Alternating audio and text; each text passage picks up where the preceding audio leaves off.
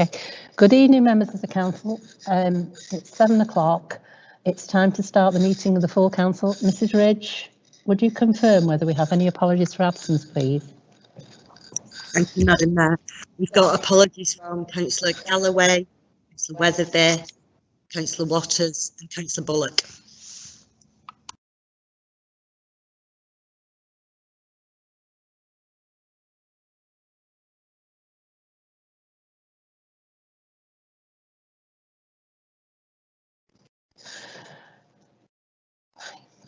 Thank you, Mrs. Ridge. For the benefit of visitors to this meeting, I would like to make one or two introductions.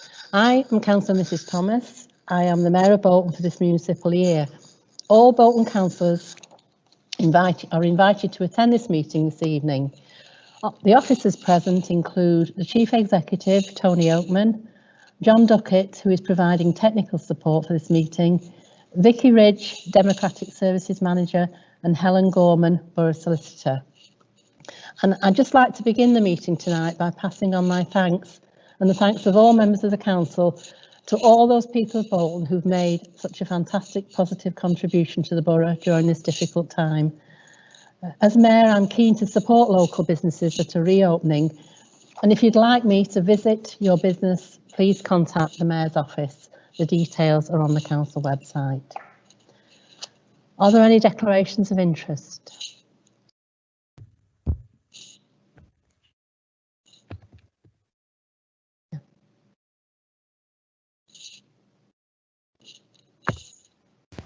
Madam Mayor, sorry, Councillor Morgan. Thank you, Madam Mayor. Can I declare an interest in motion H? And if we get to it during tonight's business, I will leave the meeting. Thank you, Councillor Morgan. That will be noted. And yes, you will have to leave the meeting. Thank you. Am I unmuted still? Madam Mayor, the next item of business is to confirm the minutes of the meetings of the council held on the 15th of July 2020.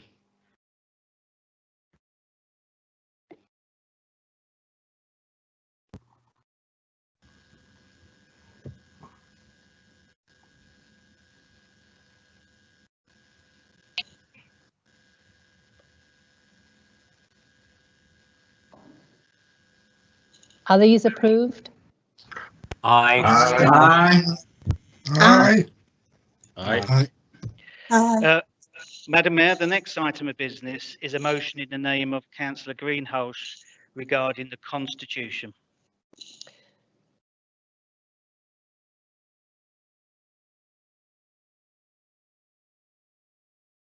Councillor Greenhalgh. Thank you, Madam Mayor. I just wanted, before I move approval of these recommendations, just give a little bit of background into how we have got to where we are today. This, as you know, follows quite a process of consultation, which probably started with the constitutional review that was supported by all parties in looking at how we, as a local authority, do our business, how we have probably not been the first to actually change, as other boroughs have done, in the way we go about our processes to make us more effective and more efficient in the way we do our work. And that was conducted, I think we can all agree, very well by a gentleman who sadly has passed away since he did the review with us. So our thoughts are with his family at this time. But of course, he joined us for a policy development group, which was a very lengthy policy development group. I think you were there at the time, Madam Mayor. I think you can remember that PDG, and it did go on for some time, and did at the end finally reach and come to some accord with some recommendations. Since then, we have consulted, and I believe we've done our best, very best, to listen and take on board the views of other parties and had feedback from them. And what we present tonight, we believe, is a very pragmatic, very fair. We have moved on various issues within the recommendations, and therefore I probably will have a chance to come back after we've had the debate, Madam Mayor. But I formally move that the proposed amendments to the Constitution of the Council, including changes in respect of standing orders relating to contracts, standing orders relating to the proceedings of the Council and other formal meetings, the Council scheme of delegation, the scrutiny procedure rules, the petition scheme and powers and duties of committees and panels as circulated be approved. Thank you.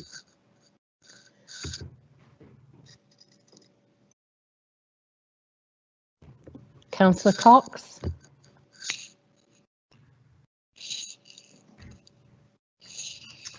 Thank you, Madam Mayor. I am happy to second the motion and reserve the right to speak.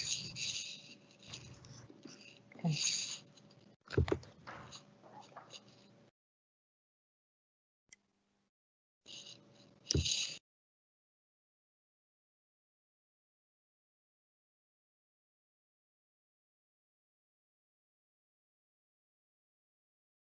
Madam Mayor, there is an amendment to consider in the name of Councillor Peel.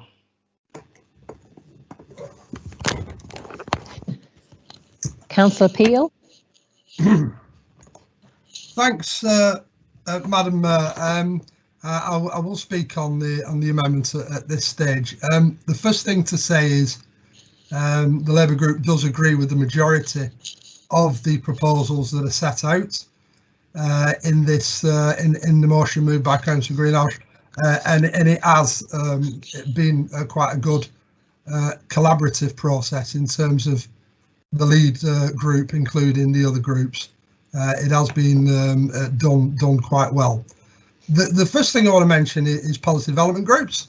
The argument that we've been putting forward for the last year and a half now seems to have come to a conclusion. So I am thankful for the major U-turn on policy development groups. There does seem to be a bit of a trend really with the Conservative Party at the moment doing U-turns, but there you go. That's perhaps another argument. But it is ironic, and this point cannot go without me mentioning this, that what's now being proposed by Councillor Greenhouse is identical to the motion that I brought to Council just a few months ago and was rejected by most parties, most minor parties, voting against it. And I would say to Councillor Hayes, Hornby and Sanders in particular, a person could get paranoid about something like this. It seems to me that I bring a motion forward on behalf of the Labour Group, it's rejected, and the same motion comes forward on behalf of David Greenhouse and it's accepted. I will try not to get paranoid about that. But on to the main issue of why we still have issues with this. There's an old adage, isn't it, which says, if it ain't broke, don't try to fix it.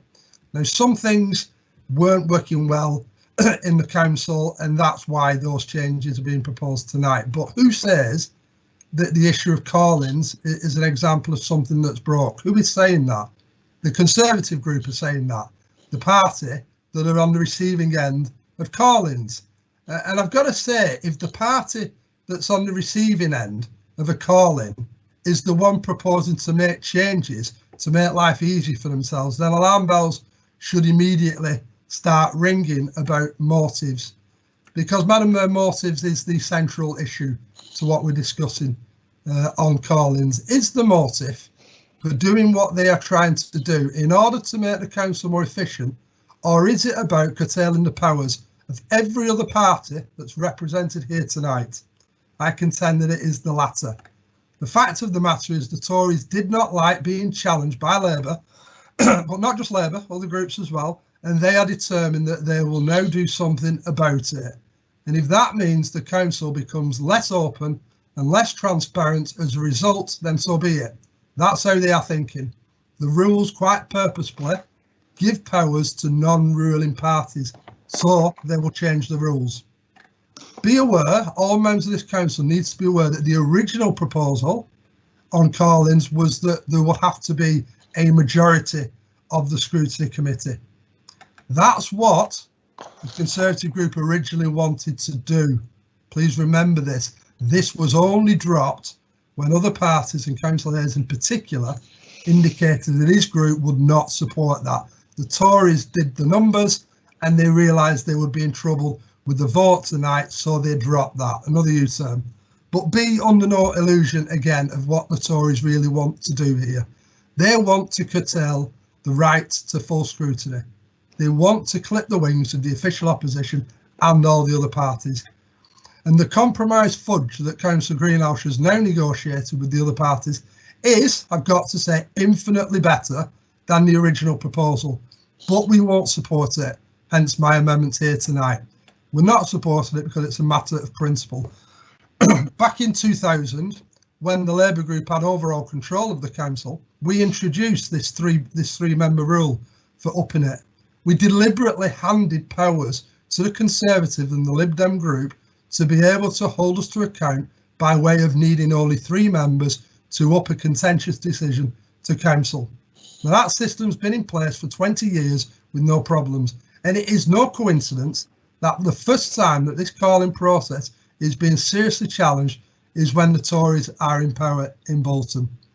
For the first time in 20 years, the rules are being changed. And why? Because Labour has been and will continue to challenge this administration robustly, and they do not like it. I urge all of the smaller parties tonight to vote for this amendment and use the opportunity to say to the Tories, yes, you are governing this town, but you are governing this town only by our consent. Taking this opportunity to give them a kick up the backside on this issue will not bring the coalition crashing to its feet. But what it will do, it will make them sit up and take notice of the fact that you are watching them carefully and will not let them get away with things that deep down you disagree with. Thank you, Madam Mayor. Oh, thank you, Councillor. Am I on mute? No.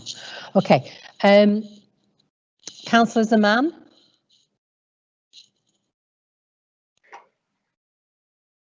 Thank you, Madam Mayor. Thank you, Madam Mayor. I formally second the amendment and reserve the right to speak. Okay.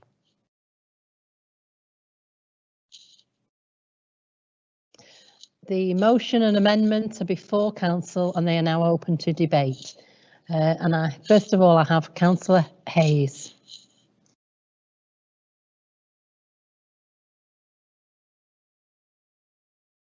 Thank you, Madam Mayor. All administrations can become arrogant, and we've had ample proof of that in not so long ago. All senior officers are results orientated and can become very frustrated if what they want to achieve is delayed or questioned. But the ability to call items in is very important. It allows proper scrutiny of actions of the controlling group and of senior officers. It is right that any moves to restrict that should be vigorously questioned, but to be effective, call-in should be relatively rarely used. There is no doubt in my mind that a number of recent call-ins have been politically motivated and in some cases were very unreasonable. I think that the changes originally proposed to the Constitution on call-ins went too far, and as they were, my group would have opposed them. We would have supported the amendment that Councillor Peel is moving tonight. From soundings elsewhere, I agree with Councillor Peel, those proposed changes would have been defeated. I've always said that politics is the art of the possible. I would like to pay tribute to Councillor Greenhoff and to the Chief Executive for recognising that and being prepared to have constructive talks. A compromise has emerged, which I think should avoid frivolous call-ins and unnecessary delays, while at the same time protecting the rights of opposition groups.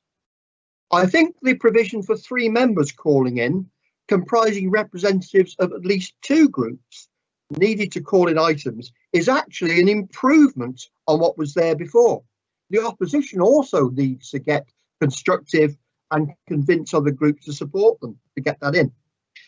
And I think it's an improvement on what the Labour group is asking for tonight. So on that basis, we're happy to go along with this and see how it works. I recognise that if things still are frivolous and called in, we may need to come back to it. But I think with responsibility, and I think all groups have shown some in the last few weeks, then I think there's a good chance this will work. So, Madam Mayor, I would ask my group to reject the amendment and vote for the motion. Thank you, Madam Mayor. Thank you, Councillor Hayes. Councillor Walsh.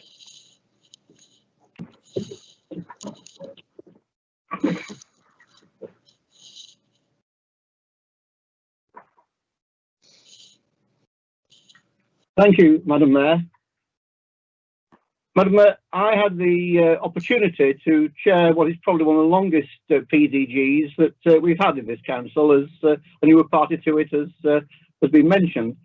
And it was actually a very good PDG because we dealt in great detail with many issues relating to constitutional change. One of the things that was very apparent from the consultants and those brought in to advise was that we needed to have a more robust process of scrutiny. I don't think anybody would wish scrutiny to be diminished in its responsibility and accountability in terms of holding the executive to account. That is part and parcel of the process. But we have over the years changed the process. I would remind Councillor Peel, when he talks about the powers of scrutiny, that there was a time when the Labour Party thought it was appropriate that in control of the council, they should also chair scrutiny committees. Now, that was hardly democratic and transparent. And the process now is very much the case that we have the opportunity to, with the new arrangements where opposition members chair scrutiny, to have an open and rigorous debate in scrutiny. I think the fact that no party has got a substantial or a majority or a larger number on the council, that we now have got multi-party membership of this council, it is appropriate that we do actually engage with more than one party in terms of bringing forward scrutiny, so that scrutiny is robust, scrutiny calling is seen to be transparent. And for that reason, Madam Mayor, I hope that members will support the motion in the name of Councillor Greenhouse. When Councillor Peel talked about power to parties, this is what it's about giving power to all parties to influence the council, but to avoid a spurious falling. That was one of the major points that we had in that PDG to which I referred, and for that reason, I urge members to support the motion of Councillor Greenhouse.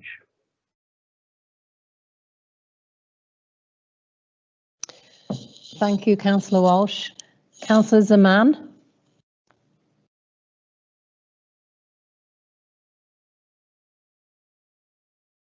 Madam Mayor, I don't want to speak on it. Thank you. Okay, thank you. I've just given you your right to reply. Thank you. Thank you. Yeah. Councillor Cox.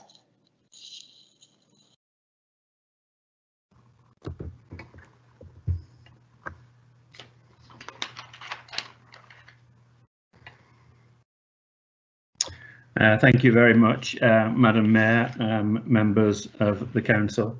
I would like to just, if I could, really echo some of the remarks Councillor Hayes has made in respect of call-ins. They are a very, very important part of the council's business, and we want call-ins to continue, and in spite of what Councillor Peel has said, we do welcome challenge, and we think the whole call-in scrutiny process can add to the decision-making process, not necessarily subtract from it.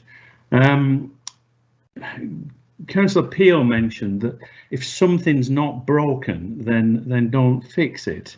I will remind members of the council that that last year there was an awful lot of call-ins, which we don't necessarily have a problem with, but some of the call-ins were decisions that were made by the previous administration that Councillor Peel was a member of. So to that extent, the call-in process was being to some extent abused. And I think Councillor Peel is quite right to say that the Labour Party introduced call-ins, and they are a welcome part of our constitution. But it would be amiss of me not to say that the previous administration constantly got round the call-in process by taking decisions using emergency powers. That's something that we haven't done as an administration and certainly don't want to do, but it was regularly used by the previous administration to get round scrutiny. Councillor Peel, perhaps understandably, is now very, very keen on opposition scrutiny, and I think he's quite right to be. But I should point out to other members of the council that during Labour's time in office, not only did they want to make the decisions, but they also wanted to chair the scrutiny committees. That was something that we found incredible and something that we changed. So we're not against scrutiny. We want to promote it at every level, but that's not to say that from time to time the systems we got in place can't be amended. And to that extent, Madam Mayor, I'll be seconding and supporting Councillor Greenhouse's motion. Thank you.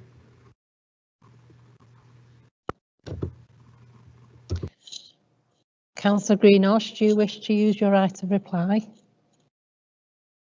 Yes, please, Madam Mayor, if I can. Just a few things I want to bring up in response to what members have said. In regard to PDGs, the point that Councillor Peel made regarding the so-called U-turn, I think it's important that there is a difference in what Councillor Peel was proposing initially and what these proposals say. These are saying that PDGs, time slots will be allocated for PDGs. These are any PDGs. We're not going back to the old ways of putting in the calendar children's PDG, environmental PDG, corporate PDG. There's no need for a PDG. We won't have it. And we did have the system in place last time that even when there was no business to be discussed, officers were being asked to find business to fill PDGs. That was a system that didn't work. And we have now finding allotted times to fit in with the calendar to help with capacity and resource. So we're allotting time slots that PDGs can go into and be put into the calendar. And that is different from having strict departmental PDGs put in. So I just want to clear that and do that for clarification. I really want to reiterate many of the comments that have been made both by Councillor Cox and Councillor Hayes. It's disappointing, really, that even politics has come into tonight's discussion and accused of U-turns when actually the intention was to be openly collaborative. And Councillor Peel and Councillor Zaman know that we reached out to the Labour group, which we've been accused of not doing before, to involve them in the discussions and to see where we had common ground and where, for the benefit of the whole council and the way we do business, and for the benefit of the officer team, so that there aren't increased workloads on their already demanding schedules, we could come to some consensus.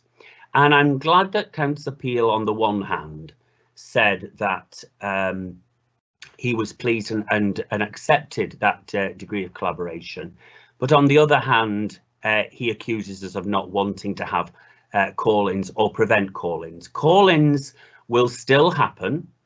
There are still only 3 required to up a decision, a challenge, up to council from scrutiny. But all we are saying now is that they don't have to be just 3 of the 5 Labour members on that committee, but there has to be increased collaboration with other opposition groups.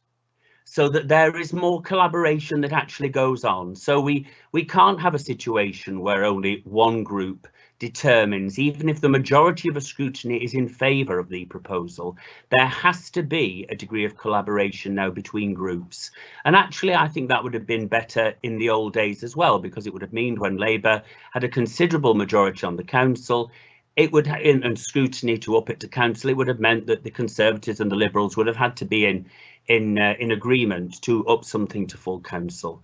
So I think, sadly, the background to this is not to stop call-ins. We welcome challenge. As has been pointed out, we gave all the chairs to scrutiny, and if I can even quote some of Councillor Peel's language in terms of U-turns, the biggest U-turn was that while they were the governing administration, they chaired all those scrutiny committees.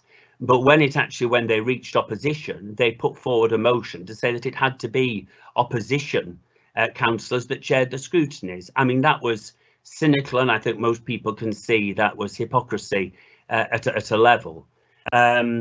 So this is genuinely put forward and has been over a process now of weeks, months, and into years, if we go back to the original constitutional review, of one that has been about coming together or trying to come together to actually reach common ground and achieve something that we can all work with. We've had a collaborative approach, we've made compromises, and we've been willing to make those compromises right from the word go, and we've listened, I believe, to many colleagues on the council throughout this process. So I don't really have to say anything more, Madam Mayor. I think it's probably time to move to the vote. But I urge people to support, to not support the amendment and to support the motion in my name. Thank you.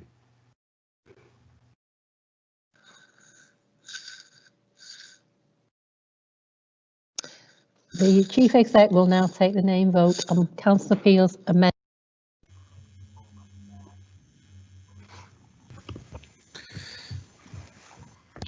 Thank you, Madam Mayor.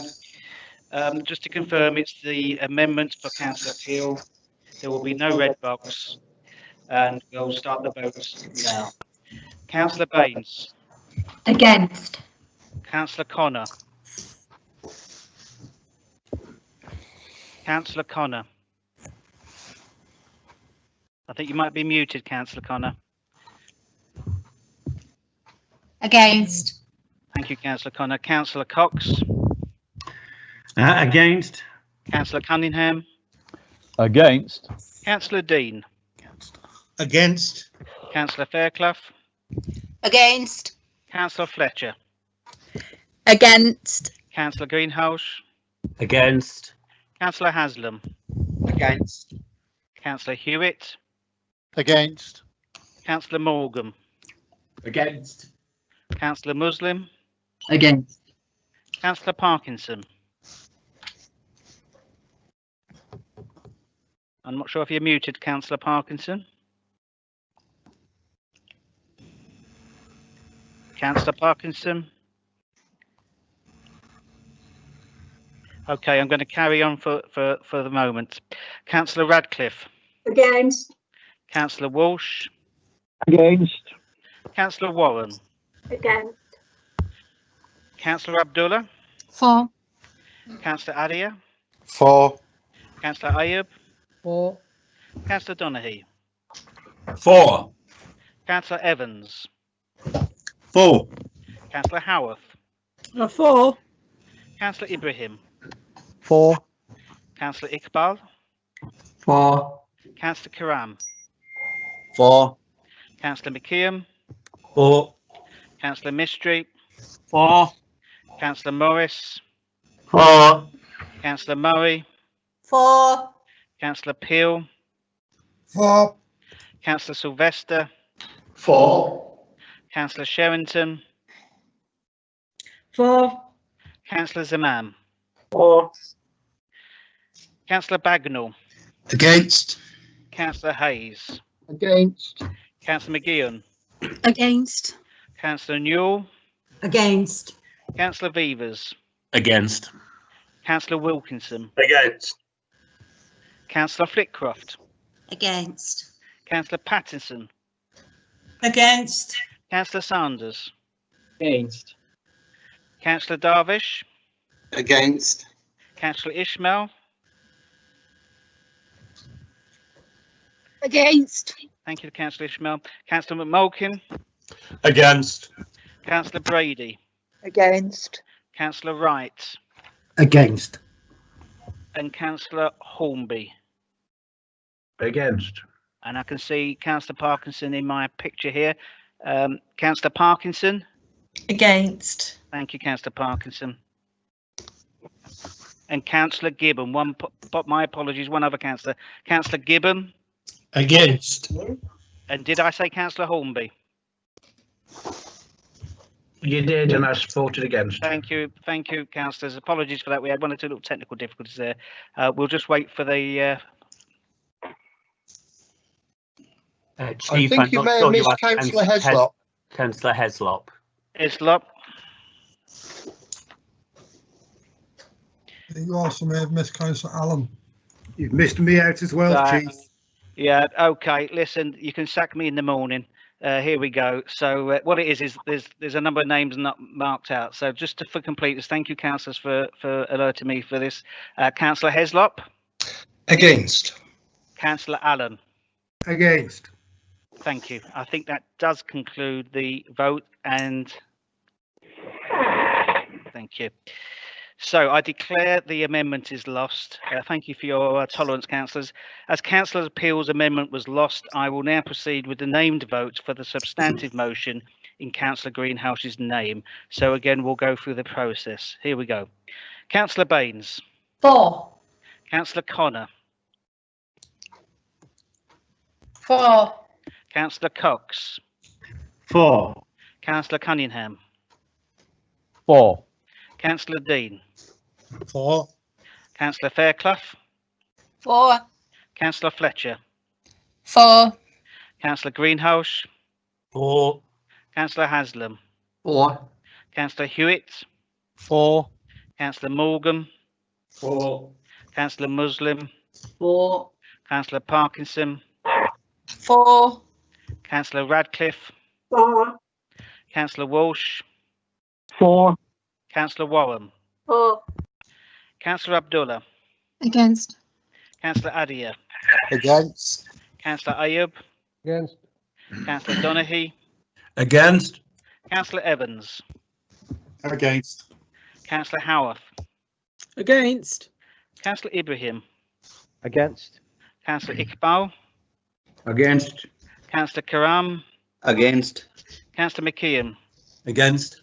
Councillor Mistry. Against. Councillor Morris. Against. Councillor Murray. Against. Councillor Peel. Against. Councillor Sylvester. Against. Councillor Sherrington. Against. Councillor Zaman. Against. Councillor Bagnall. 4. Councillor Hayes. 4. Councillor McGeown. 4. Councillor Newell. 4. Councillor Vevers. 4. Councillor Wilkinson. 4. Councillor Flitcroft. 4. Councillor Patterson. 4. Councillor Sanders. 4. Councillor Darvish. Councillor Darvish, are you muted?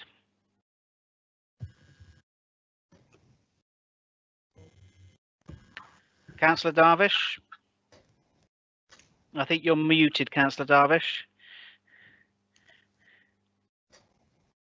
I'll come back to you in a second, Councillor Darvish, at the end. Councillor Ishmael? 4. Councillor McMulkin? 4. Councillor Brady? 4. Councillor Wright? 4. Councillor Heslop? 4. Councillor Allen? 4. Councillor Gibbon? 4. Councillor Hornby? 4. And I'm going to try again with Councillor Darvish. You're still on mute, Councillor Darvish, I am being told.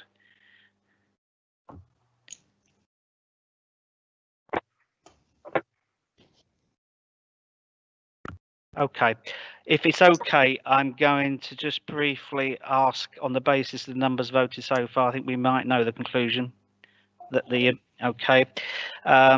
Therefore, I declare the motion is carried, and we'll put that down as no vote for Councillor Darvish.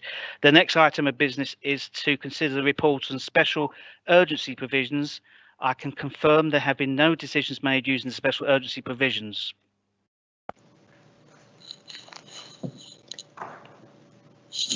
Councillor Greenosh.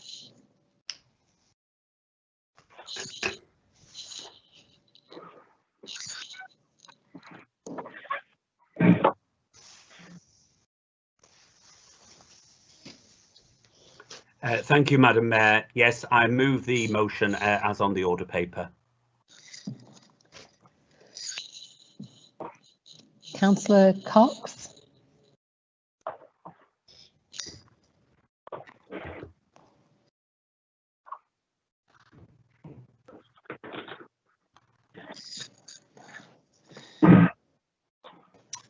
I formally second, Madam Mayor.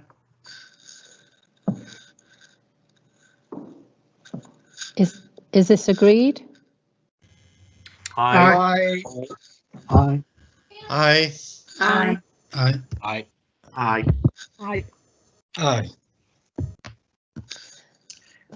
Thank you. The motion is carried. Chief Exec. Thank you, Madam Mayor. The next item of business is to agree changes to committee membership. I understand there are none, so we will move to questions under Standing Order 9, bracket A.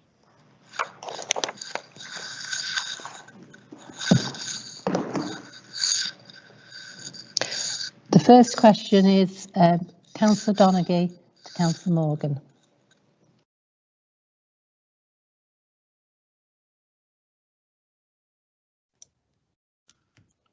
Thank you, Madam Mayor, members of the Council. Obviously, during this terrible pandemic, we have seen various demographics in the country affected more than others, particularly the over 70s, people who have had to shield, people with underlying health conditions. But one group that I feel did not need to suffer were the students of this country, across the country. And as a result of the absolute incompetence of this government, we've seen young people put through unnecessary stress and anxiety. And then last week, even though the Secretary of State for Education had been made aware by Ofqual and others that there was a problem with the examination grading process, they chose to ignore it and continue down a belligerent path, in my opinion. Then last week, our Prime Minister in exile appeared and told us it was all the fault of a mutant algorithm.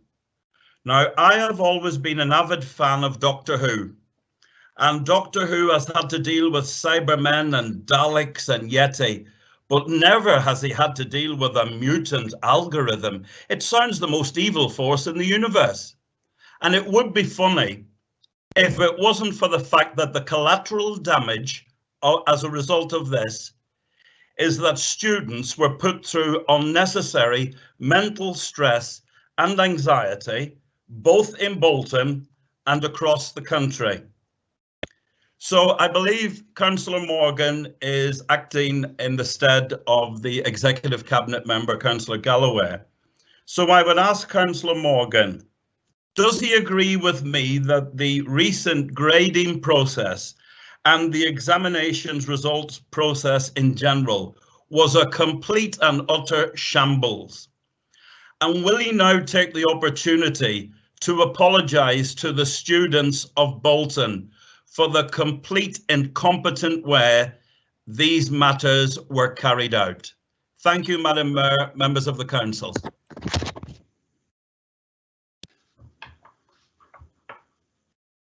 Thank you, Madam Mayor. Thank you, Councillor Donnelly, for your question.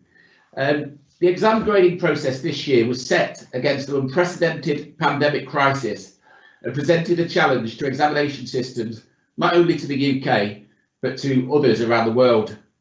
No option to determine grades or students was ever going to be perfect, and the one used, a combination of school assessment grading, moderated by a centralised algorithm, had been widely consulted upon in the months before the announcement of the results, both with opposition parties, including the Labour Party in Westminster, and with teaching unions, who were all supportive of this option.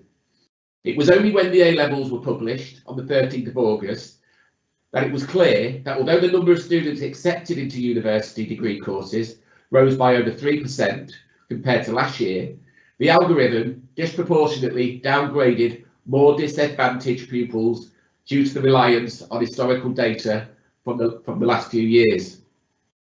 Once this unfairness came to light, the government changed the process 4 days later for both A-levels and GCSEs, and all pupils were awarded their teacher-assessed grades if they were higher. This meant a big uplift in grades for pupils of A-level and GCSE. For example, Councillor Donnelly, 38% of pupils were awarded A or A star at A-level, compared to 25% in 2019. And this meant there was a large rise in students being eligible for their first choice of university. Those A-levels downgraded because of the algorithm were quickly rectified by the government. We, of course, apologise to any Bolton student who suffered any stress or anxiety because of the use of this centralised algorithm. And I can assure Councillor Donnelly that this was, of course, never the intention. Thank you, Madam Mayor.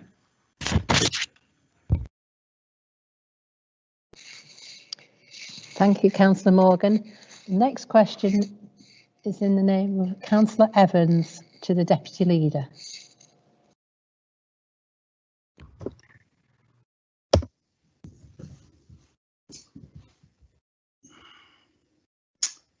Thank you, Madam Mayor. Members, it's a bit regrettable, really, that I've got to ask this question again. I've heard some interesting words tonight earlier on from the Leader of the Council.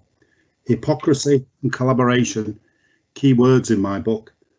So we find ourselves in a situation where I'm sort of compelled to ask this question for the second time. As it stands at the minute, there's I feel there's a sort of an affront to democracy. When people are duly elected, they expect and anticipate they're going to be informed of developments as what goes on in their wards, particularly as the residents themselves have chose you as an individual. And that's not clearly what has happened in this instance. I was previously assured by the Leader of the Council, / Leader of the Coalition, that they welcomed participation from all ward members, and in fact he congratulated me on my participation in the steering group meetings. So following that, I felt fairly reassured that going forward it was going to be more positive and that it was going to be very inclusive. Now, as a kind of a prime motivator behind this project, in fact so much so my two ward colleagues weren't even councillors at the time in the ward when this project was initiated, I find it extremely disappointed that we've ended up in this situation. So without further ado, I'll just get straight to the question.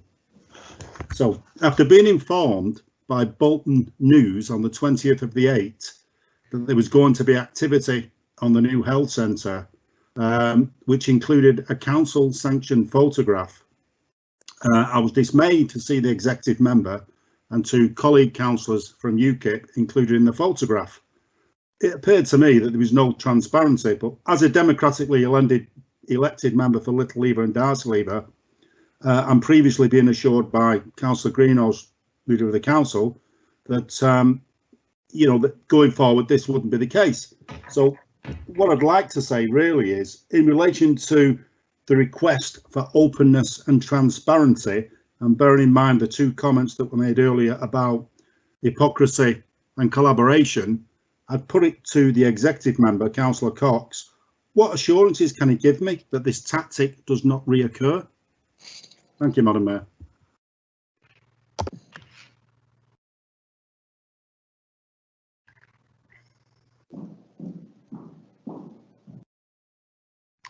Thank you, Madam Mayor, members of the council.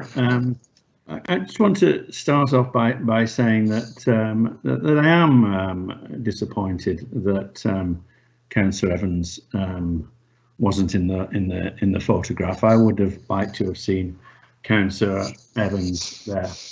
And I also want to say that I think Councillor Evans is right, certainly within his question, to point out that we have often stated that we want to change the culture of the council and the culture of the organisation. In fact, it was in our 25-point plan and it was a particular point that I was keen on. So I am disappointed he wasn't in the photo, and he's right to point out the importance of changing the culture.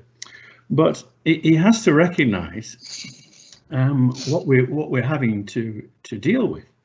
I've got in front of me here a picture of Winifred Kettle, which is in my ward, West Horton North and Tumor, and that was refurbished at a time when that ward was represented by 3 Conservative councillors, myself, Councillor the late Councillor Wild, and Councillor Kirk Robinson.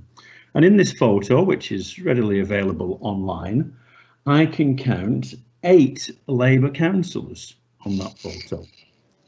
8 Labour councillors, many of whom were not even from West Horton. There are no Conservative councillors on that photo, and there are no Liberal Democrats on that photo. So that was the sort of culture that we inherited. Opposition members were just not part of the scene for a long time. Now, I'm very, very keen to change that. In the photograph there at Little Lever, you've got 2 opposition councillors, and I think that's progress. But let me finish off really by agreeing with you, Councillor Evans. You are right to expect better from us. We want to do better than what has gone on before us. And in years to come, if the roles are reversed, I hope from the Labour Party's perspective, you become a champion of backbench and opposition councillors, because for far too long it was the culture of this council not to include them, and it's our intention to try and change that. Thank you very much, Madam Mayor.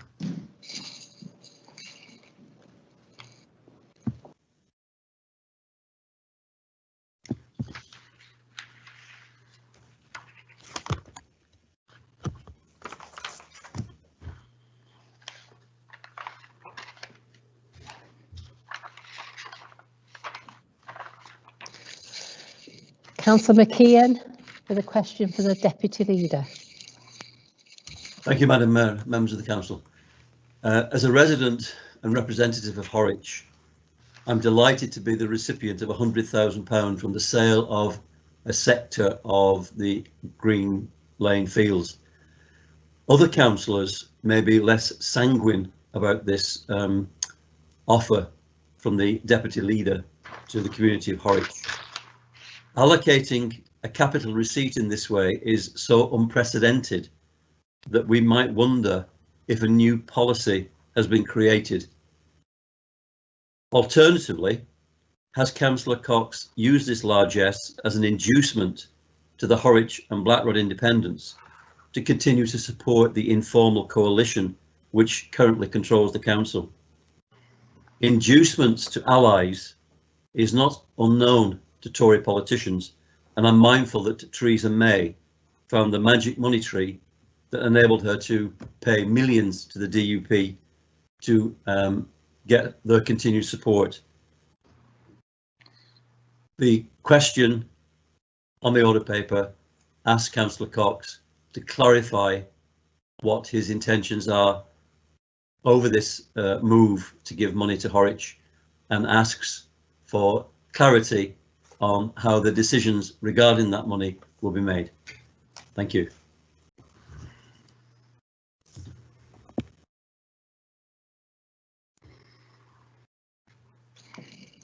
Councillor Cox. Thank you very much, Madam Mayor, members of the council. The decision to award £100,000 to Horwich was, of course, part of the wider decision to allow Bolton at Home to purchase Pickups Fields, land at Singleton Avenue, it's sometimes described as, in order to build affordable housing. Now, when that decision was taken, which included the sale and the awarding of £100,000, when that decision was taken, Councillor McEwen described that decision at the time as not only the right decision, but a principled act. That was Councillor McEwen's words to me. Now, I could rest my case there and just simply ask Councillor McEwen what's changed, what stopped this becoming, in his words, a principal act. But I want to directly answer the question that Councillor McEwen has put on the order paper. And his question on the order paper was whether or not that decision was taken, as he describes it, off the cuff. Firstly, I visited the site on 3 separate occasions so I could get to understand the site. I had meetings and discussions with the leader of the council, as people would expect. I had further discussions with cabinet colleagues. I also had wider discussions in the Conservative group, particularly with Councillor Baines, who is a representative of Horwich and who always fights hard for the people of Horwich and Blackrod. I had meetings with the director, with numerous officers in his team, with opposition parties, including Horwich and Blackrod First, who put their case forcefully and coherently. In addition to that, I took over 140 emails. I responded to over 60 emails. And on the subject of dealing with members of the public, I took numerous phone calls as well. I furthermore had email correspondence with both Councillor Sylvester and Councillor McEwen, who both represent Horwich North East. They emailed me separately because they couldn't agree between themselves on an outcome.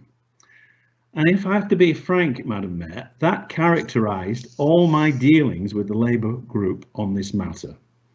Firstly, as a group, they were going to sell the land, and we have a long paper chase describing how they're going to sell the land. Then 10 minutes after the election, there was a photo shoot of Labour councillors on the site protesting its sale. Then the Labour group said not only were they against the sale, but they were never in favour of it in the first place. As regards the £100,000, this is the sort of response I've had from the Labour Party. Councillor Peel has made it clear he is against it on principle. Councillor Sylvester has told me he's against the 100,000 because he wants the whole amount. So my argument with Councillor Sylvester is just over the amount, not over the principle. You said at scrutiny, Councillor McEwen, that you were in favour of the £100,000 as a Horwich councillor, but as a Bolton councillor, you were against it. That, Madam Mayor, has characterised my relationships with the Labour Party regarding Pickups Fields. But the idea, the very idea that this decision was just sort of taken off the cuff, or taken off the cuff by myself, is a ridiculous one, and one Councillor McEwen, through his various correspondence with me, knows not to be the case. Thank you very much.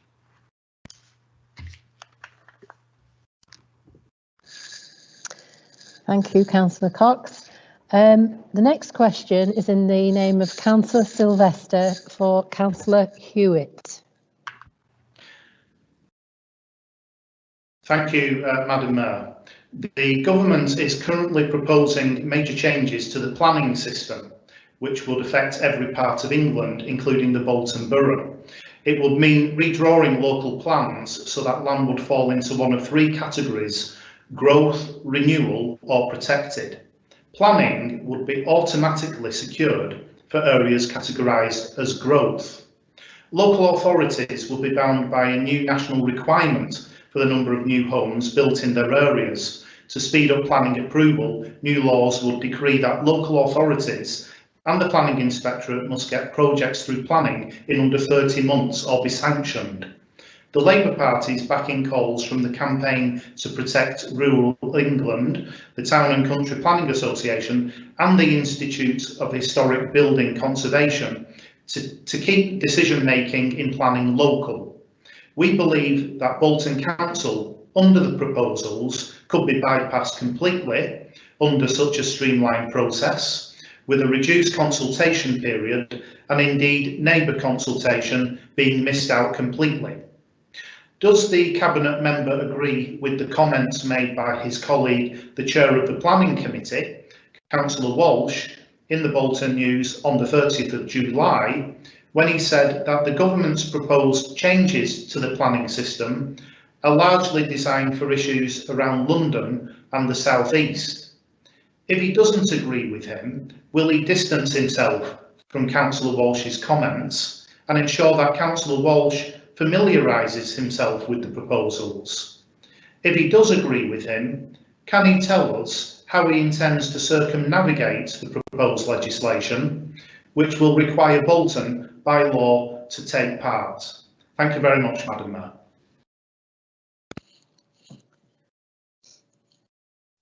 Councillor Hewitt.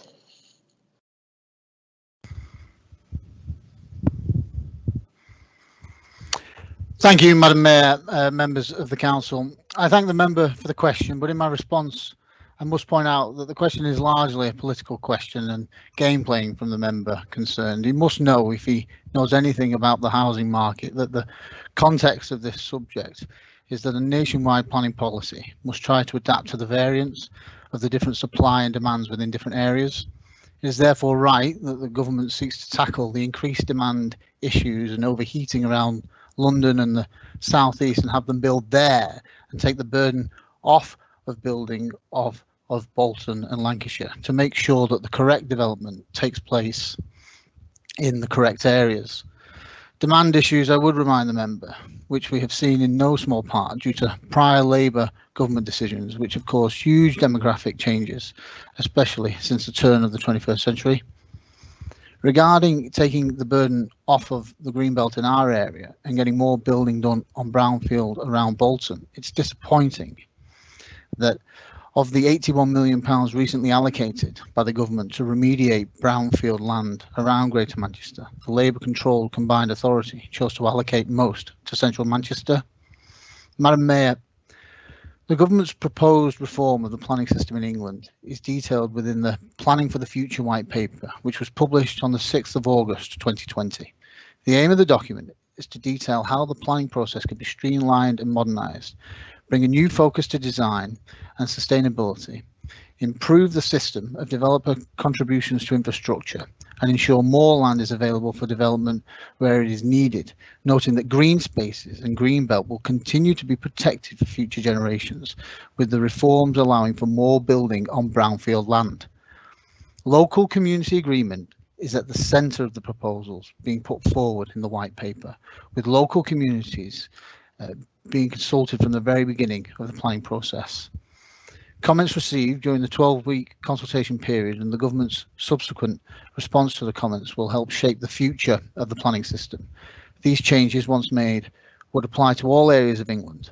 Bolton will be commenting on the white paper, and I would encourage everyone who wishes to comment to make their views known via the government consultation, which closes on the 29th of October 2020.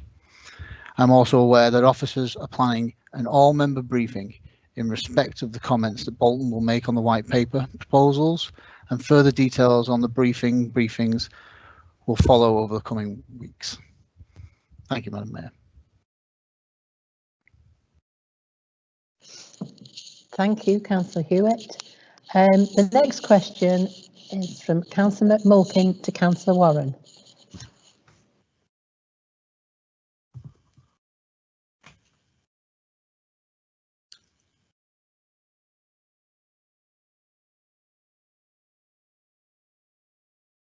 Waiting for the red light. Has it come on? It has, Councillor. Oh, right. Thank you, Madam Mayor, fellow councillors. It's 12 months last weekend that this council moved the climate emergency motion. We're all aware that since then we've ended up in a very strange place, and much of what we did plan, which we hoped would have taken us forward, fell away because of that crisis. However, at the weekend, you will be aware that campaigners held a rally in the town centre under the banner 12 months on, Bolton Council, what have you done? So on that basis alone, I know I've had a number of meetings and conversations with the leader and with the chief executive, and I've had a conversation with Councillor Warren. And I appreciate that the chief executive has met with certain campaign groups, which is a positive step forward. But on the basis that people want to know at this stage, and for the benefit of fellow councillors, could I ask, what have we done since that motion was moved in terms of positive steps to enact it, and what is the strategy and the plan moving forward? Thank you, Councillor Warren. Councillor Warren.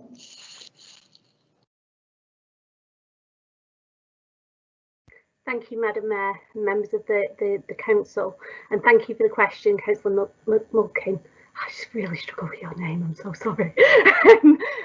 Please bear with me, because this is actually quite a long response, and it's an important response as well. So the council's response to climate and environmental issues has not been framed by the last 12 months. There have been a range of significant projects and programmes that have been in the making over a number of years and will continue to be driven forward as part of the climate declaration response. With specific regards to what has happened since August 2019, I would highlight the following: the creation of the strategic partnership, the climate working group, chaired by the Chief Executive and with membership drawn from key stakeholders from the public, private and voluntary sectors in Bolton. A draft action plan has been put in place which has 5 key work streams. Within these work streams, I will highlight an example of key areas of activity. So with the first, that's climate leadership. So we've created an operational group drawing officers from all directorates to help coordinate council activities and form a conduit to wider place-based activity in Bolton. We've signed up to the GM 5-year environmental plan. Details of that are available, and I can provide them if anybody is interested to look at that further as well. We've actively engaged in the Greater Manchester work on decarbonising our public estate, reviewing council estate to identify buildings which will benefit from energy efficiency and renewable energy measures. We're also participating in the GM Ignition project to identify buildings which are suitable for sustainable urban drainage. The second part of this is baseline and horizon scanning. So we've identified officer groups tasked with baselining data and activity, and what data do we have access to and what it tells us. We're benchmarking best practice and seeking out innovation opportunities in conjunction with local, GM and national colleagues as well. We're identifying specialist support to assist with policy review and implementation. The third part is engagement. So a task and finish group has been drawn from the Vision Partnership, allocated the task of developing an engagement toolkit to commence a climate conversation with residents of Bolton. A big climate conversation with residents of Bolton has consequently been developed and commenced virtually with the Food and Drink Festival in August, and one example of several mediums have been planned. Placing an emphasis on obtaining young people's perspectives was prioritised, and a Youth Vision Climate Change Conference was planned in April. Unfortunately, the events of COVID obviously was an impact on that. However, this will be is being has been put on hold, apologies, until a socially distanced event can be organised, as young people involved wanted this to be in person instead of a virtual alternative. We're also participating in the GM Virtual Green Summit, which is September 2020, which will be showcasing the work done by and across GM to support the 5-year environmental plan and promoting the Building Back Better programme, which will see an acceleration of environmental priorities. The fourth part as well is Bolton's climate strategy. There is a recognition that the crucial task, and this has been impacted unfortunately by the COVID-19 pandemic, is to be coordinating these programmes of activity within the work streams into an environmental and climate change policy and strategy, which will develop a range of objectives for Bolton in short, medium and longer terms. Specialist support has been identified which will support the council in delivering the strategy within the next 6 months, with associated changes to policy, procedure and a clear conduit to a broader partnership arrangements and anchor institutions and sectors. The fifth part is climate action. So there is a recognition that advocacy with local, regional and national agencies and local and central government will form part of the response to the climate declaration in Bolton. Concurrently, I have provided a sample of the work undertaken, which is indicative but not exhaustive. There is a continued commitment to innovate, to embed and to deliver solutions that mitigate environmental impact whilst delivering new and better services to our residents and partners. And these include, carrying out an outright business case for Bolton Town Centre Heat Network, allocating 1.5 million to improve local environments, including 150,000 which is being used to plant even more trees in our parks, public spaces, including tree planting in Farnworth, Little Lever and Queen's Park. The funding will also pay for a raft of innovations to help the environment, including wildflower meadows, electronic cleansing machines for the town centre, and continuing to support the voluntary sector efforts to improve our local environment. The Bean Network. Councillor Warren, sorry, you've come to near to the end of your 5 minutes. Have you nearly finished, please? Got about 5 more points. Well, I think you've. Do you think perhaps you could put it in writing? It's very interesting what you've been telling us. Perhaps if you could put it in writing for the whole lot to everybody, that would be really good. Apologies. It's hard to take on everything you said. There's so much. Obviously, we've been doing a lot of work behind the scenes. We really have, and I want to assure Councillor McCulkin that we are taking this seriously. It is a massive priority for us as the council, and yes, I will include it in writing. Thank you. Sorry. No, it's fine. Thank you. Thank you, Councillor Warren. The next question is in the name of Councillor Hayes for Councillor Walsh. Thank you, Madam Mayor. In the light of what we've heard so far, this is rather an unusual question in that I don't know the answer. I would like to know the answer, and I'm not trying to make a political point. Can I say firstly that I appreciate the planning department and planning officers have suffered a lot during the pandemic and it's hit their workload immensely. But the question I'd like to ask is, can the chair please inform council, A, does the council have planning applications which are still undecided beyond the statutory time limits of 13 weeks for a major application and 8 weeks for all other applications? B, if so, how many were there at the 1st of September? C, how many of these applications will need to come before the planning committee? And D, what actions are being taken to reduce the backlog and how long will this take? Thank you, Madam Mayor.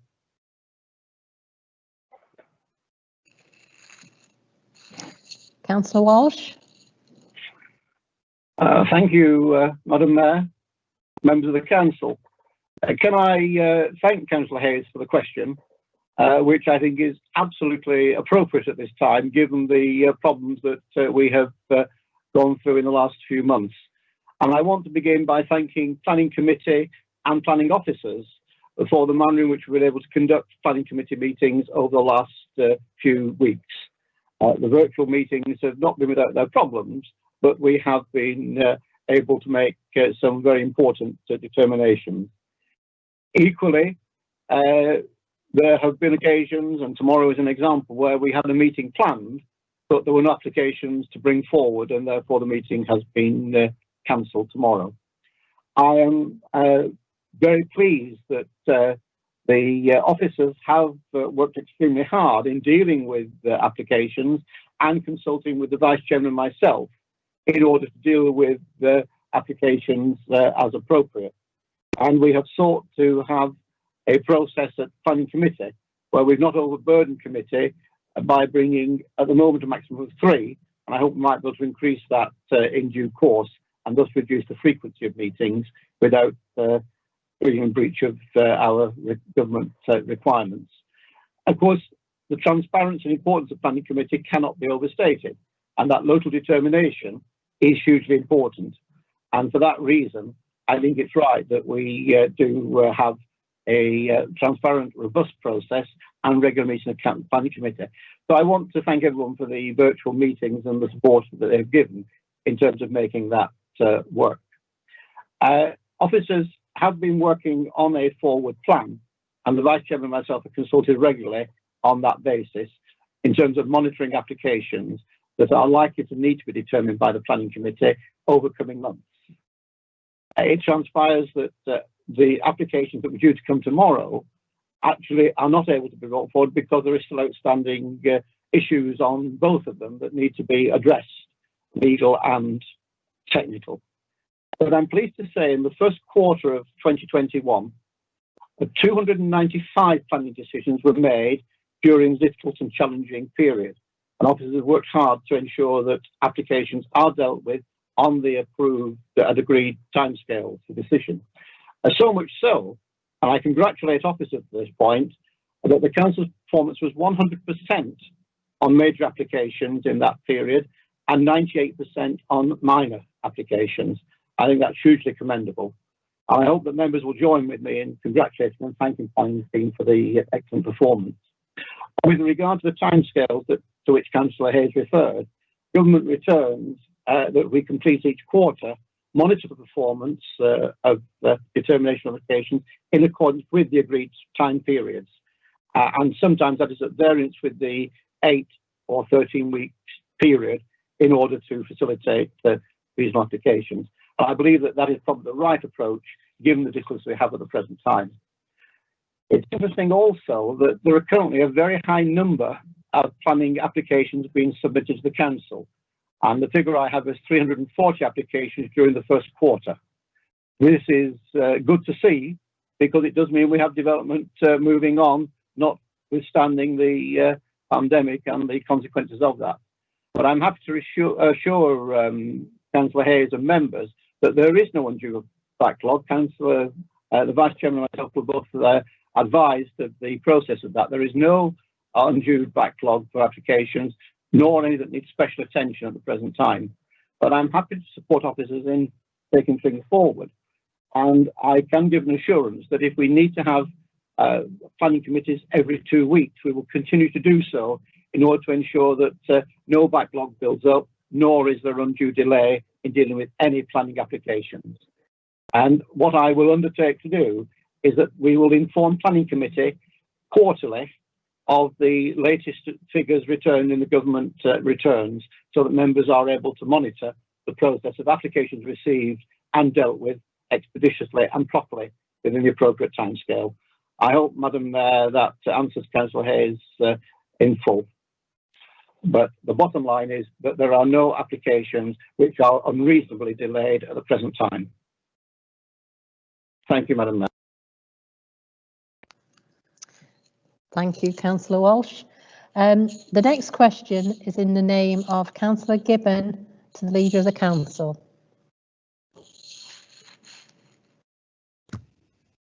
Thank you, Madam Mayor, members of the Council.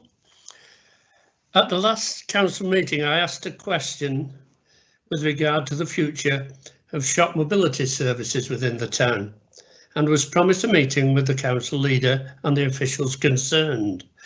I'm pleased to say that that meeting has taken place and a genuine desire to save this valuable service was expressed by both parties and a meaningful survival plan was discussed. I would like to thank the Leader of the Council and his team for honouring the promise that they made and the genuine interest shown. Could the Council Leader please therefore send my thanks to all involved and for the commitment to relocate and help to put in place the tools needed to create a service in the centre of the town, which will play a key part within our new town development. Thank you, Madam Mayor. The Leader of the Council. Thank you, Madam Mayor, members of the Council, and thank you to Councillor Gibbon for facilitating that meeting and bringing what was an issue which we already were aware of, but highlighting it for Council. It was great to meet the team. I want to thank the input we've already had from CVS, in particular Helen Tomlinson, who was at the meeting, and our own council staff as well, particularly Michael Kane, who is working on that. And yes, you're absolutely right. I know you yourself, Councillor Gibbon, have championed this particular organisation and charity, and it's absolutely right. We have shown a commitment to see and relocate that and find alternative options so that the fantastic work that has been done by this organisation over many years and the commitment shown by the people who are running it is allowed to continue in a form that we can all be proud of, and hopefully relocate it to a place that will see the charity and organisation flourish. So yes, I'm delighted to pass on the thanks to the team. I'm delighted we were able to reassure the people who run the organisation, and we now work very hard to achieve the desired outcome. Thank you very much. Thank you. Thank you. The next question is in the name of Councillor Hornby to Deputy Leader.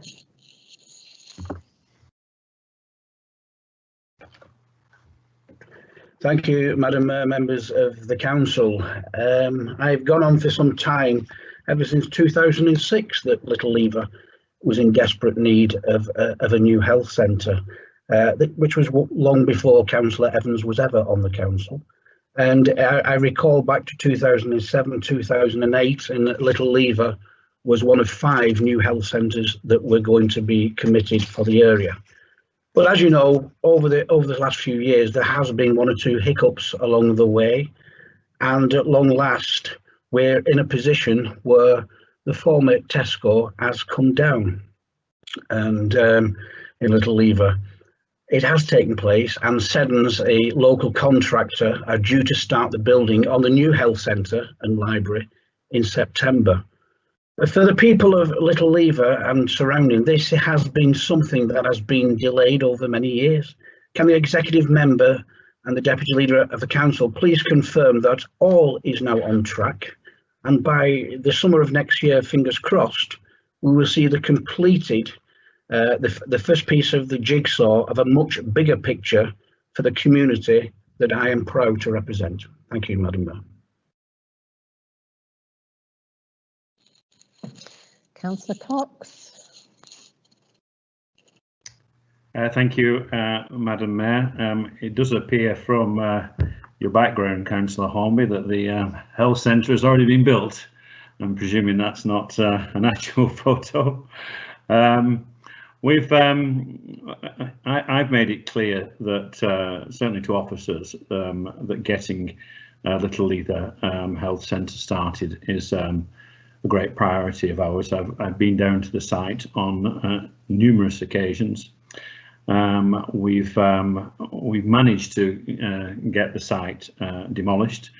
I certainly know, as my time as a project manager over 27 years, actually getting the project started is one of the most difficult bits. So I'm absolutely delighted that we've made a start. I think if the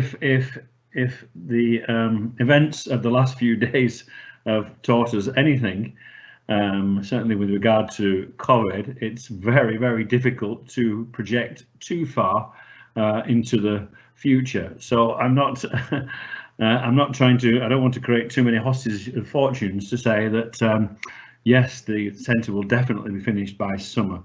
But I want to give this assurance to all councillors in Little Lever. If it doesn't get finished, it won't be as a result of a lack of political will. I speak regularly with the officers about it. They're absolutely committed to delivering the project, and notwithstanding the events around COVID, we'll be doing everything we can to bring what I know is a very, very important project to the people of Little Lever. Thank you very much, Madam Mayor. Thank you, Councillor Cox. Councillor Zaman, question to the Deputy Leader. Thank you, Madam Mayor, members of the Council. There were 2 agenda items for the Exec Cabinet Member Deputy Leader portfolio on Monday, 24th of August, in relation to disposal of council land across the borough.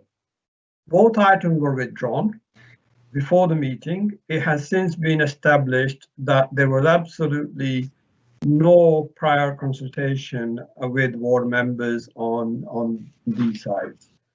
Councillor Peel emailed Councillor Cox to ask for the reason for the withdrawal of these items and to ask when Councillor Cox intended to consult with ward members. Councillor Cox replied as follows. I think we were pleased with the Strategic Asset Management Policy, PDG, and the widespread support the asset management strategy received from members across the political spectrum. And there was a belief that we could proceed with sales, and the items were placed on my agenda. On reflection, and as a result of further discussions, I felt a longer period of consultation was needed, given the number and size of sites involved, and as such, the items were withdrawn. I will be carrying further consultations in the next few weeks to determine the way forward. Now, notwithstanding, the exec member has now changed his mind about the need for consultation. Could he explain his thought process, in that he originally felt that as there had been broad support at the PDG for the principle of the new Strategic Asset Management Policy, he translated this into a carte blanche permission to go ahead with land sales without the benefit of member consultation.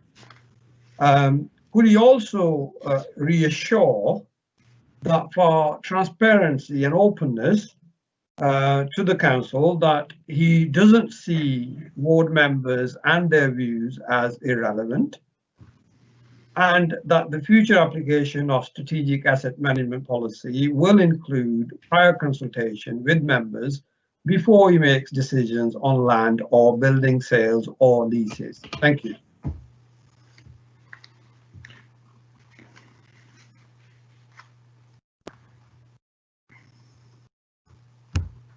Councillor Cox.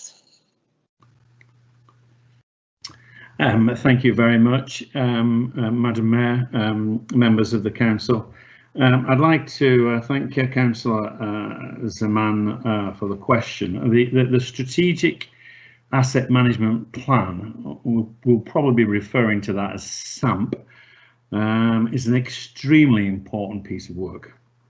It has taken Robertson's, our asset managers, a long time to put this piece of work together. It does, for the first time, create a comprehensive list of the council's assets, and I want to echo what many members said in the PDG, who rightly praised the thoroughness of the work that has gone into this.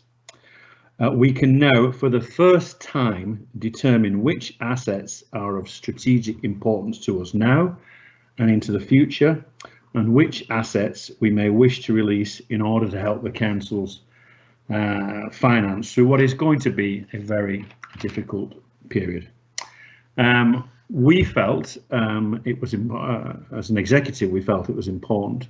We began the whole process with a PDG, which my colleague Councillor Walsh chaired, And in that PDG, I think it was, which I sat in and listened to, I think it's fair to say we got broad support for the plan. I think there was at that point a belief amongst, shall we say, my team that we could press ahead with a decision. However, when I returned from my break, I go to Spain in the same way that Councillor Zaman goes to Pakistan. It's to see family. I made it clear to officers that this decision required further consultation with members, a point which I have discussed at length already with Councillor Zaman. We have had a number of telephone conversations talking about this. So I decided to delay any decisions until further consultation can take place. I can absolutely reassure Councillor Zaman, though, that when I do make the decision, it will not be under emergency powers. A procedure both he and Councillor Peel were both keen to use and to regularly defend in council. This will be an open and transparent decision-making process. I believe wider consultation, particularly on big issues such as this, is always worth the effort. You always learn a lot from that consultation. I've already learned, Madam Mayor, that emails I sent to Councillor Peel in response to his questions may well end up as a question on an order paper from Councillor Zaman. But I will, over the next few weeks, be meeting with officers and members of the council at sites across the town to discuss with them any concerns that they may have over any asset sales that we may carry out. Of course, all that does depend to some extent on COVID restrictions, and that may restrict what I can and can't do over the next few weeks. But providing I can do it safely, I really do look forward to meeting with members from all groups, from all parties, right across the town, to discuss this plan, an extremely important plan for the council, in more detail. And I will be coming back to council with regular updates on its progress before we commit to a decision. I've already had some discussions with the director, and we are hoping to provide some briefings for councillors, both at an individual level and maybe at a council level, so that a better understanding of this whole process can be communicated to councillors. So thank you very much for the question, Councillor Zaman, and thank you very much, Madam Mayor. Thank you, Chief Exec. Thank you, Madam Mayor. The next item of business is to consider questions under Standing Order 9(c). Before I bring in Councillor Heslop, could I just say that, oh no, it's okay, that's the next item, sorry. It's all this protocol on when we zoom in on you and when we don't. The next question is the name of Councillor Heslop to the Leader of the Council. Councillor Heslop. Thank you, Madam Mayor. The question is as on the order paper, but for the benefit of online viewers, I will read out the question. A lot of this is to do with terminology, and it's quite interesting. Even the deputy leader and the leader of the opposition still insist on calling this borough this town. So I'll get on with the question anyway. It was recently revealed that a new tranche of central government funding for GMCA was in large part allocated to Manchester. There is widespread belief in Kersey that our town gets very little from GMCA, and also the feeling that Manchester is getting an unfair proportion of the funds that should be allocated across the 10 boroughs of Greater Manchester. In respect of the Metropolitan Borough of Bolton, our borough's population represents about 10% of the population of Greater Manchester. It should also be noted that 9 of the metropolitan boroughs in Greater Manchester are referred to as districts, implying that these boroughs are part of Manchester, and this may have an effect on this perceived notion of unfair distribution of GMCA funding. Does the leader agree with me that to deem Bolton Borough as a district of Manchester is entirely inappropriate and may be, in part, skewing spending in favour of Manchester. Could he also provide evidence to the people of Kearsley and the wider borough that they are not being shortchanged by GMCA by providing details of the decision-making process in distributing such grants, and also details of the total amount of central government funding allocated to GMCA in the past 3 financial years, and along with the amount or the percentage that ended up being spent in Bolton Metropolitan Borough? Thank you. Leader of the Council.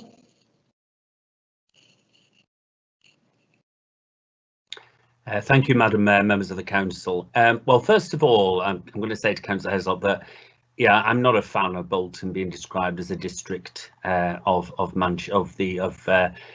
the GMCA or Manchester or whatever, or even a suburb or anything that that seems to weaken our autonomy of our borough, as I will call it. And I know that I've been trying desperately to call it borough on numerous occasions now.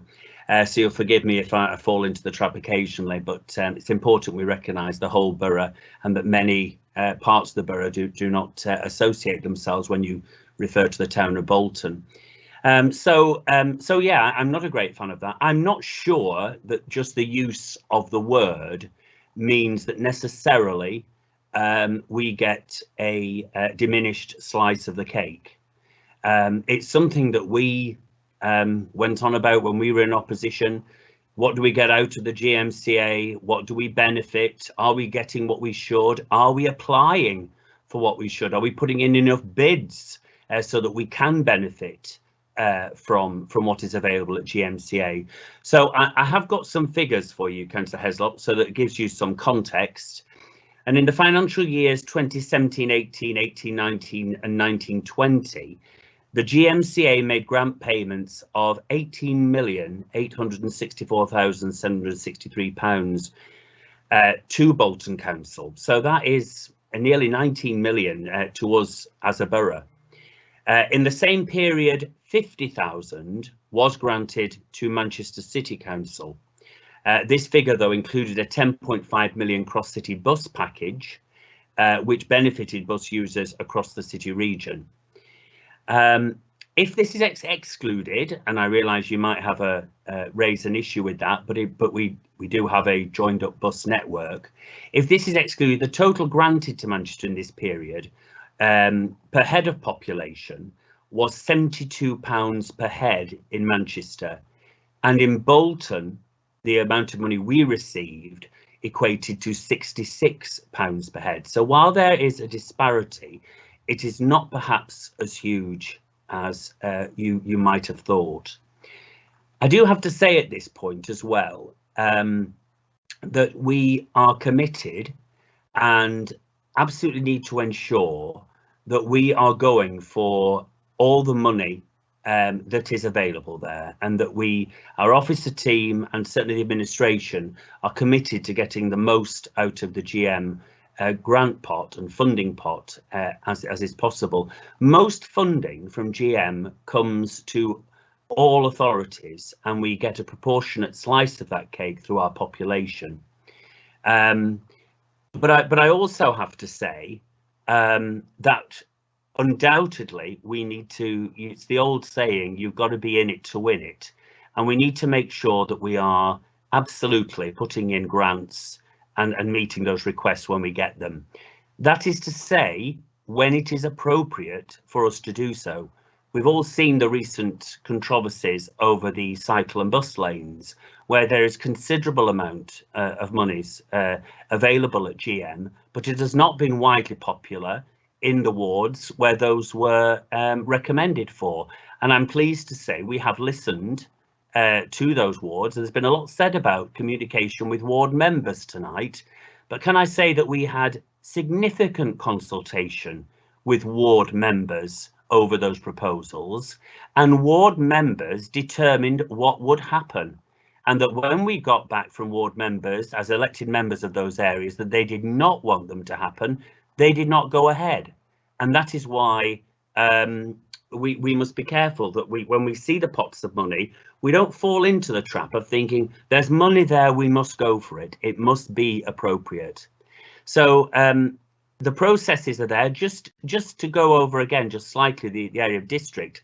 I'm also reliably informed that as metropolitan boroughs, we are legally a form of district council, and all local authorities in Greater Manchester are legally district councils. And so when utilised in GMCA reports, the term district is used to refer to all 10 local authority areas within the city region, including the City of Manchester and the Borough of Manchester itself. And all these decisions are made in accordance with the requirements of the GMCA constitution. So I suppose I agree with in principle of what you're saying. We must always be vigilant that we take full advantage of what there is on offer at GMCA. Can I give you an assurance the people of Kersley are getting the benefit of it? Well, I would say that if we get benefits from economic prosperity to the borough of Bolton, and I use that in terms of the town of Bolton, that will benefit all residents. And we could point to many areas of the town that don't get direct interventions from GMCA, but I would hope that the money coming from the GMCA does benefit us all in the long run. Thank you very much, Madam Mayor.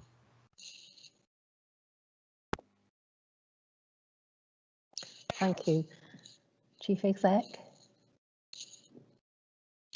Thank you, Madam Mayor. The next item of business is to deal with the minutes of the proceedings of the Planning Committee.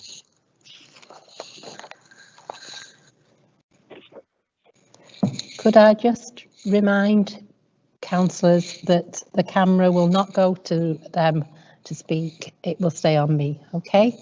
So the first person to speak is Councillor Walsh. Thank you, Madam Mayor. Madam Mayor, members of the council, I beg to move that the minutes of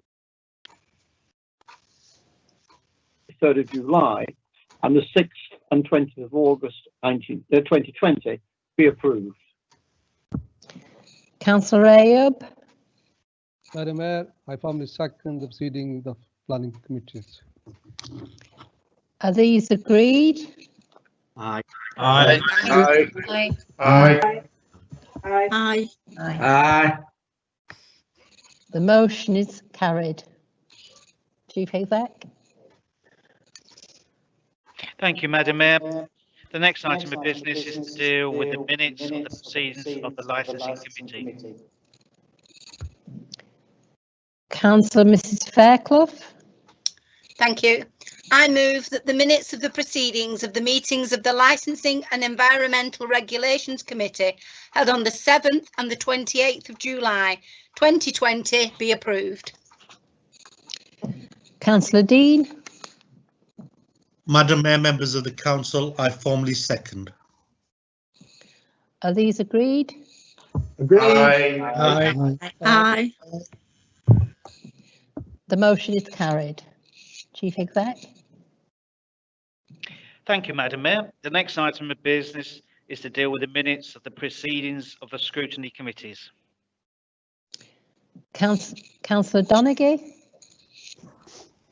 Madam Mayor, members of the council, I move the proceedings of the scrutiny committees that are on the abstract before you this evening and the dates thereunto attached be approved. Councillor Patterson.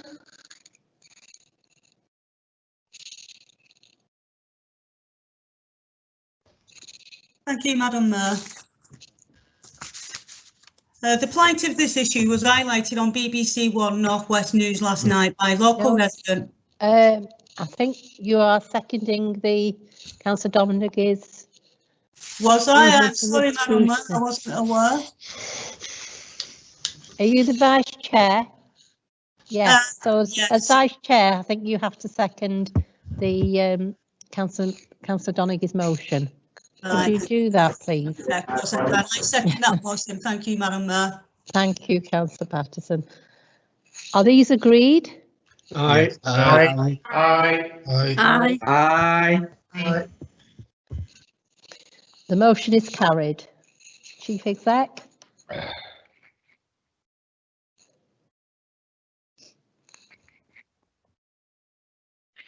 Okay, Madam Mayor, the next item of business is to consider a motion in the name of Councillor Patterson related to flooding.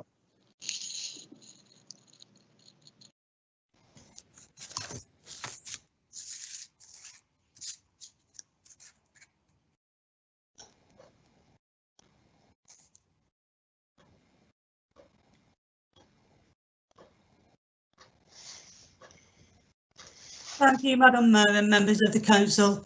The plight of this issue was highlighted on BBC One North West News last night by local resident Karen Smith, who is a mother, works full-time and has also taken on the Herculean task of lobbying, fundraising, advising and looking out for her immediate neighbours via the Stoneclough Flood Action Group. Alongside this, Karen also worries over her own home. 4 years down the road and we are no nearer to getting defences. During the COVID crisis, some residents have had no home to relate to. They have been left to isolate in property that is damaged with no way of being repaired due to lockdown policy. Community champion Karen has fought endlessly for defences. However, this is unfair. I spoke with Karen last night and you could clearly hear the stress and anxiety. These residents are not living. They are existing from one rainfall to another. They deserve peace and protection. People across the UK are living a nightmare. Rising floodwaters are forcing people to abandon their homes and are turning lives upside down. So far, this government has failed to tackle the scale of this crisis, and Boris Johnson has come under fire from countless MPs, local councils, scientists, who all say the government is not doing enough. On the 9th of February 2020, devastating floods once again hit homes on Riverside Drive, Preston, Kersley. This being only 4 years after the Boxing Day floods, which the Environmental Agency told the community were a once in 100 years occurrence. Therefore, I urge this council will write to the Government Environment Minister to insist that the Environment Agency urgently brings forward money and plans to prevent future flooding at Preston, Stoneclough and Ringley. Thank you, Madam Mayor. Thank you, Councillor Patterson. Councillor Fitcroft.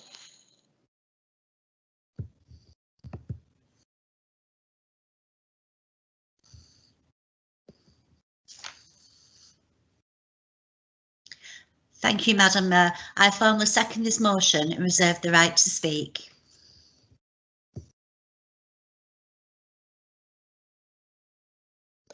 The motion is before council. It's now open to debate. And the first speaker I have is Councillor Cunningham.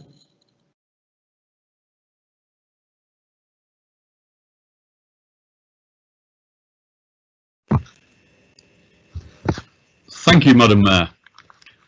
Thank you, Madam Mayor, members of the council.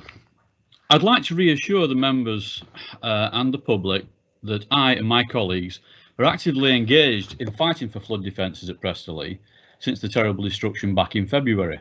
Both the executive member Stuart Haslam and myself are involved in ongoing talks with the Environment Agency and the Regional Flood and Coastal Committee, on which Stuart is the member for Bolton Council and on which I myself have deputised for him.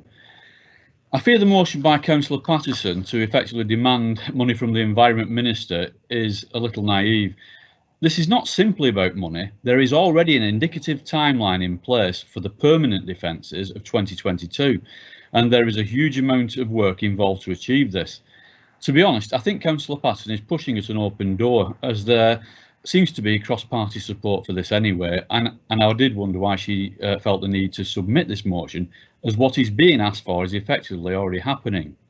I mean, knowing that permanent defences are already intended to be completed by 2022, I'm sure it's sheer coincidence that that's the year Councillor Patterson is due to stand for re-election in Kersley. That said, the motion calling for the letter to the Minister to insist the Environment Agency urgently brings forward money and plans to prevent future flooding at Preston, Stoneclough and Ringley is rather simplistic, and unfortunately it doesn't work like that. Perhaps it would be useful to outline the correct steps which already have or are currently being taken to achieve this desired outcome. Before you start making demands of ministers, there's obviously a lot of homework to be done in order that you can present a viable case, which has to follow a strategic outline case to be drawn up, which was done. an outline business case, and then the award of contracts to consultants.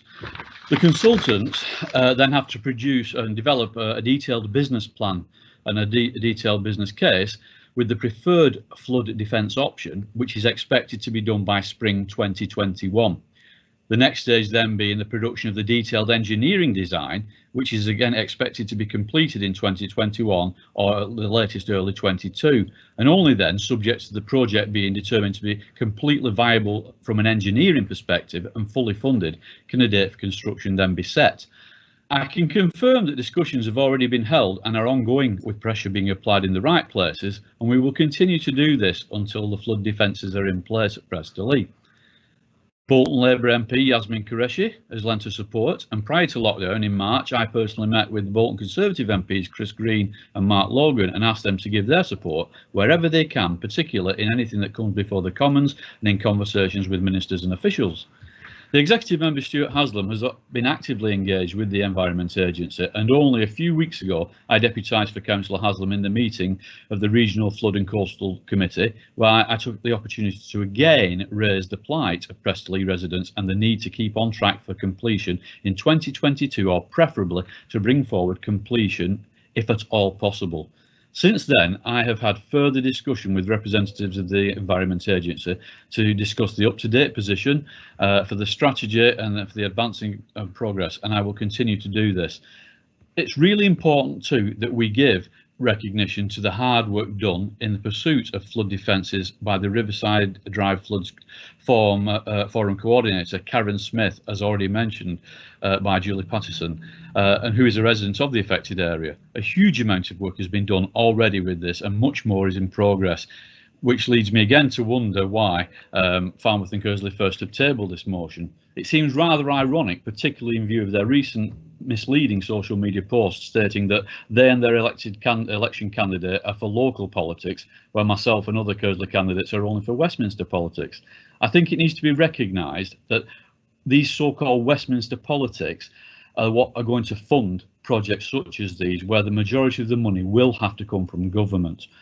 Unlike the executive member and myself, Falmouth and Kearsley will not be directly engaged in negotiations with the Environment Agency or the many partner agency authorities which make up the Regional Flood and Coastal Committee. This is an executive function. To conclude, I shall of course be voting for this motion because I, like everyone else, want to see the funding and project brought to fruition as soon as possible, which is why I, as a Kearsley councillor, along with Councillor Haslam and others, have been working to make this happen and will continue to do so and push for it to happen quicker if and where possible. Could I ask that if Falmouth and Kearsley decide to release footage of this, the question relating to this, that they also include the responses so that the people of Kearsley can be reassured and fully aware of what is being done and by whom to support bringing this project forward. Thank you, Madam Mayor.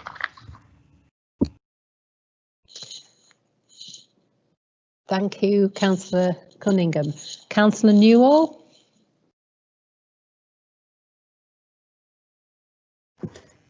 Thank you, Madam Mayor. Thank you, councillors. I speak in support of this motion. I was a resident of Riverside Drive for many years, and some of the people that have been affected by these floods are my friends and neighbours. The misery and devastation that these floods have brought is immense. To many people, heavy rain is a nuisance at worst, or an inconvenience, but to the residents of Riverside Drive, the sound of rainfall literally fills them with dread and anxiety. Anyone who has attended the estate when flooded, either in 2015 or last February, will tell you just how awful the situation is.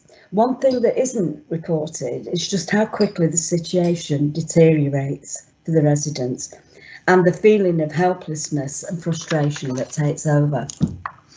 I have kept up a dialogue with senior officers with regard to this issue, and earlier this summer I received the most recent briefing note from the Environment Agency, and I'd just like to share some of it with colleagues.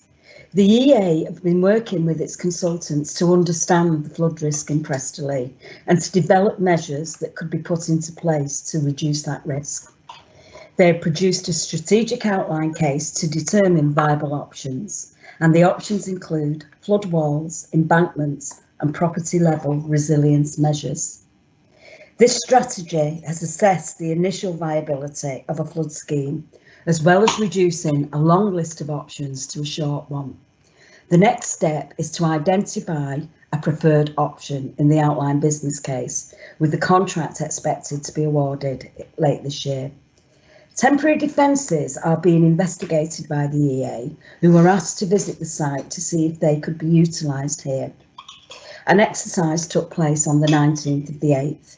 It was found that flood barriers would not be suitable at the top of the bank adjacent to the houses for several reasons. There were recommendations to install sandbags to the 3 low points where there is a high flow through. Installing sandbags on the 3 low points and tying them to the raised banking would reduce flooding at lower levels. However, this could be overtopped in peak high flows. The EA are considering the planning of a training exercise to fill sandbags as an example of collaborative and partnership work to help the community. If the EA carries out these work, it is an attempt to buy some time at any future flooding event. The EA will do this as a training exercise, as public funding wouldn't normally be available for this type of activity. United Utilities will also provide an assessment on the flap valves on the outfalls on Riverside Drive. This is a problem which exacerbates the situation during flooding, as water from the main drains backs up and floods, sometimes before the river overflows its banks. A full financial package will need to be secured before a construction contract can be awarded. Some funding will come from granting aid, but work with partners is being undertaken by the EA. Detailed costs have not been finalised yet, only EA estimates, and it would be unfair to quote these figures. A proposal has gone to the Regional Flood and Coastal Committee, asking them to provide a sum of money, and whilst other avenues are being explored, Preston area is mainly residential and it's difficult to identify commercial benefactors. This has led to the council being asked to be a contributor. Council officers have been clear that a potential contribution must go through proper process and committee, and the EA are happy to facilitate that and come to committee with their findings. Obviously, this ongoing negotiation has slowed down due to the pandemic. The estimated total cost of the project is 3.7 million, although as previously stated, this is an estimate, as is the contribution from granting aid, which is in the region of 1.6 million. So we look forward to the outline business case being submitted for review this summer with a detailed design to be developed. However, the project will need to secure full funding and resolve any other project issues before construction may start. Finally, I would also like to pay tribute to the Stoneclough Flood Group. Their resilience and hard work and never give up attitude is a credit to them, and they deserve every success with their efforts. Thank you, Madam Mayor. Thank you, Councillor Newell. Next to speak is Councillor Haslam.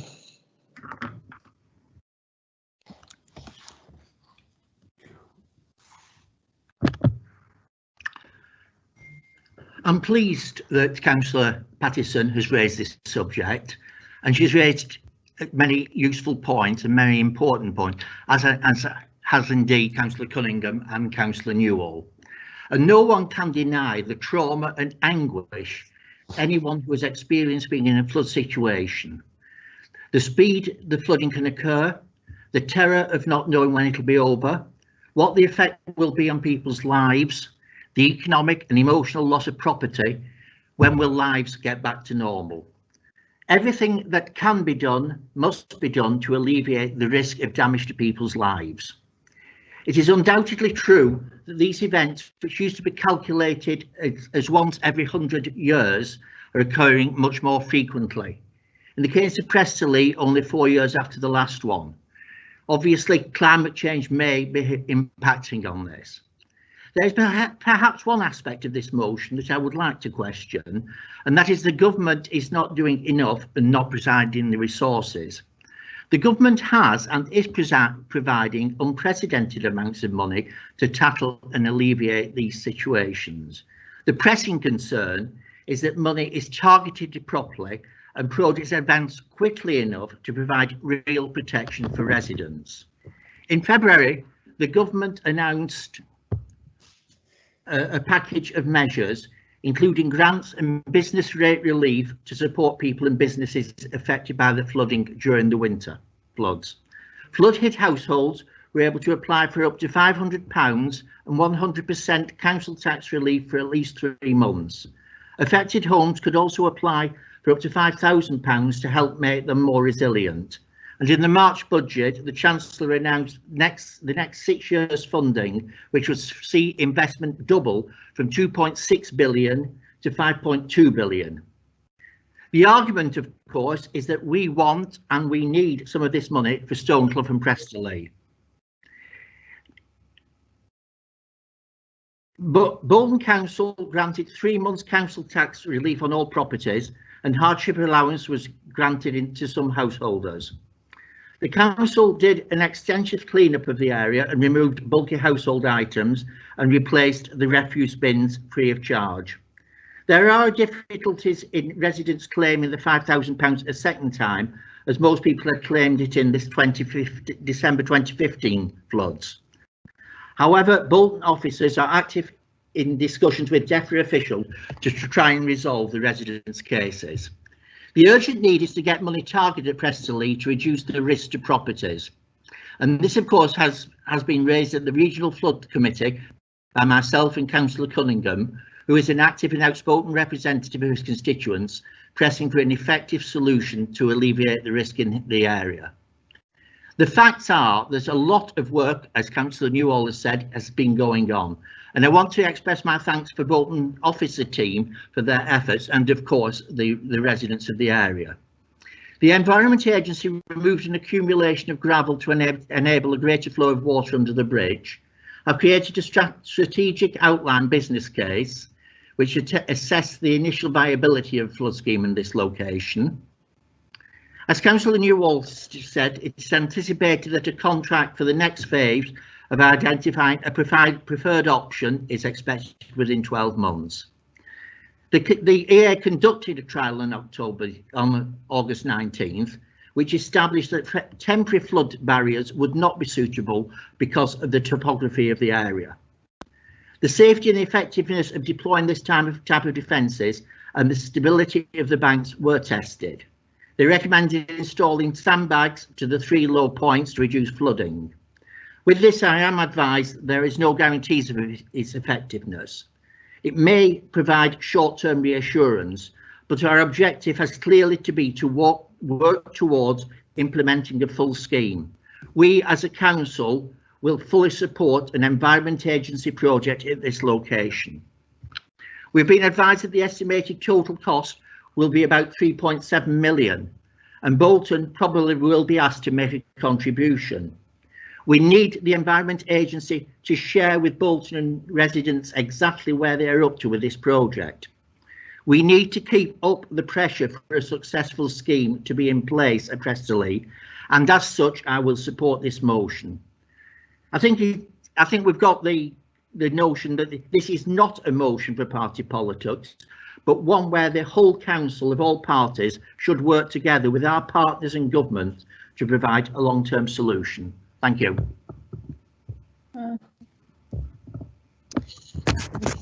Thank you, Councillor Haslam. Councillor Sherrington.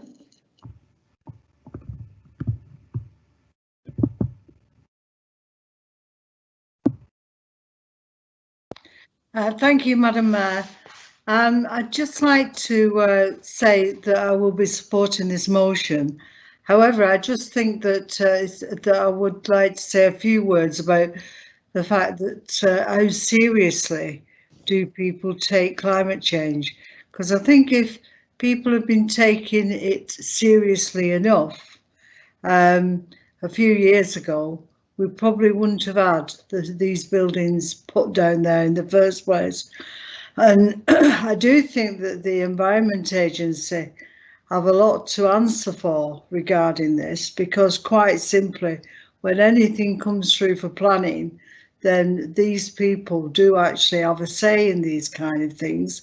and they also have a say with government as well, especially when we've got things that don't go through planning, they go to appeal and they finish up happening anywhere and everywhere. And the Environment Agency really should be actually standing very, very firm on places like this because they're so close to the river. And the River Irwell was renowned for actually overflowing and well before they had houses that were built there. So I do think that that now we've got a policy through our council now to look into climate change very, very seriously when we're doing things. I hope that we will not find ourselves in this situation yet again. I do feel terribly sorry for these people because in a way they've been conned into buying these houses under the assumption that everything would be fine and dandy. And of course they've also been affected in such a way that I don't know how their insurance schemes have gone now. They probably can't get insurance on their properties because the situation has not been resolved. And whether it will ever be resolved, I really don't know. And by listening to everybody and talking about the millions and so on, it makes you wonder whether it ever will. But I think we should be supporting these people wherever we can. But I do think that the government needs to actually hold its hand up to these places. And I mean, I think about these things like the Somerset levels. Surely in the name, they should have told them that not to build on there because it was, you know, it says we are a flat area, we are the Somerset levels, and yet they've allowed people to go and build on there. I do think we shouldn't be allowing these sort of things to happen. And I think that anything that we can do now to help these people, we should do. Right, thank you.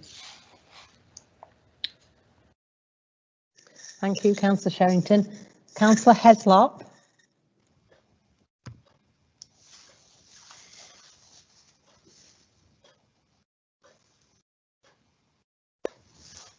Thank you, Madam Mayor. Members of the council. Yeah, I think if we look at the images, the drone images on social media, it illustrates the disaster that was Stoneclough and Prestonleigh and Ringley 4 years ago, and this year. And I do commend obviously Karen for the work she's doing in the community there. It's absolutely wonderful. Everyone have been engaged. Councillor Pattison, of course, has been with this from day one, along with Karen. So since Councillor Pattison was elected from day one, she's been there. I'm not so sure whether another councillor in Kersley is using this as an opportunity for next year's election. And I'm not so sure when that councillor firstly became actively involved in this. I know there's been representations made recently to the Environment Agency, but I know personally that Councillor Pattison has been there from day one since she got elected. Thank you, Madam Mayor.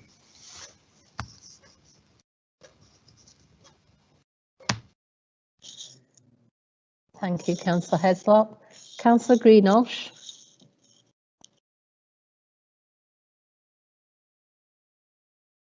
Thank you, Madam Mayor, members of the council. I'm not going to speak at length on this. I just felt it was appropriate that I gave a commitment on behalf of the administration that we are working.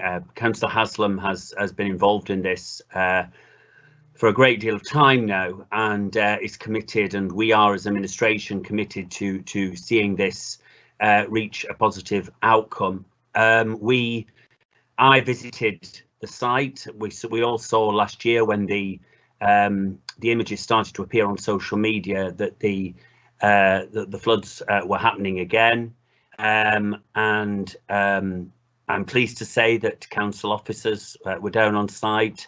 I visited the site the next day, met up with all ward councillors, and there spoke to residents, and the points that have been made are very valid. I met a lady who was due to exchange contracts on her house the week after and the idea that that was going to now completely fall through because of the events and the points have been made regarding insurance. So it is an area of huge concern for us. As Councillor Haslam has pointed out, we have got commitment from government. Money has been put aside. We do need to keep lobbying and pressurise for that timeline commitment, and we need to know what the ask of this council will be from the Environmental Agency, if there will be a degree of match funding. But I think what I wanted to assure all ward councillors in Kersley, and I believe, you know, putting party politics aside, I believe each and every one of those councillors are great ambassadors for their area. So we need to all work together on this, lobby, government and the EA, to make sure we have clarity of timeline, clarity of ask moving forward, but prioritise as an administration that this needs to be done. Thank you very much, Madam Mayor. Thank you. Councillor Flitcroft, do you wish to speak? You reserve the right to speak initially. Yes, please, Madam Mayor. Thank you.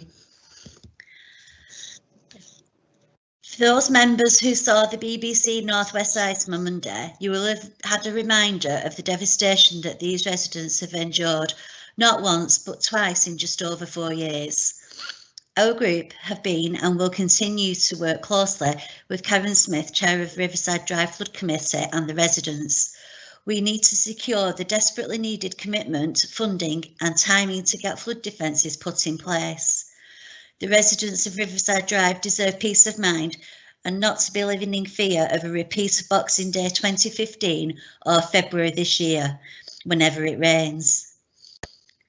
I'm a bit disturbed by Councillor Cunningham's mention that he thinks it's quite all right for the residents to have to wait until 2022 for these things to be put into place. That's 7 years since 2015. That's just not acceptable when other areas have already had things put in place to help them and secure them.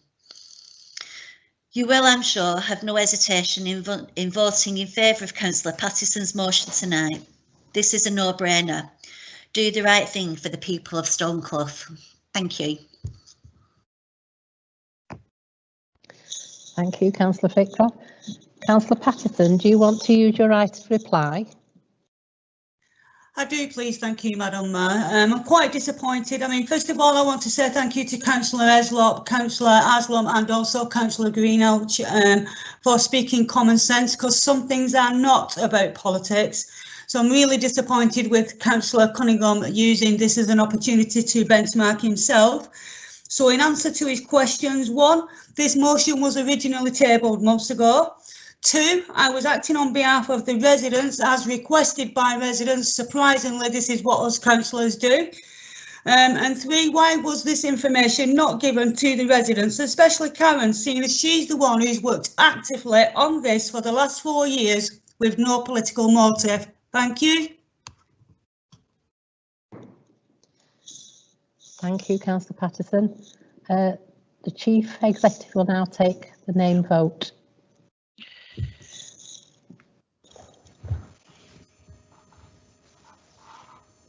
Thank you, Madam Mayor. So on Councillor Pattison's motion, here we go. Councillor Baines. 4. Councillor Connor. 4. Councillor Cox. 4. Councillor Cunningham. 4. Councillor Dean. 4. Councillor Fairclough. 4. Councillor Fletcher. 4. Councillor Greenhouse. 4. Councillor Haslam. 4. Councillor Hewitt. 4. Councillor Morgan. 4. Councillor Muslim. 4. Councillor Parkinson. 4. Councillor Radcliffe. 4. Councillor Walsh. 4. Councillor Warren. 4. Councillor Abdullah. 4. Councillor Adia. Councillor Adia, I'm not sure if you're muted. Are you there? He's mute. I think you're muted, Councillor Adia.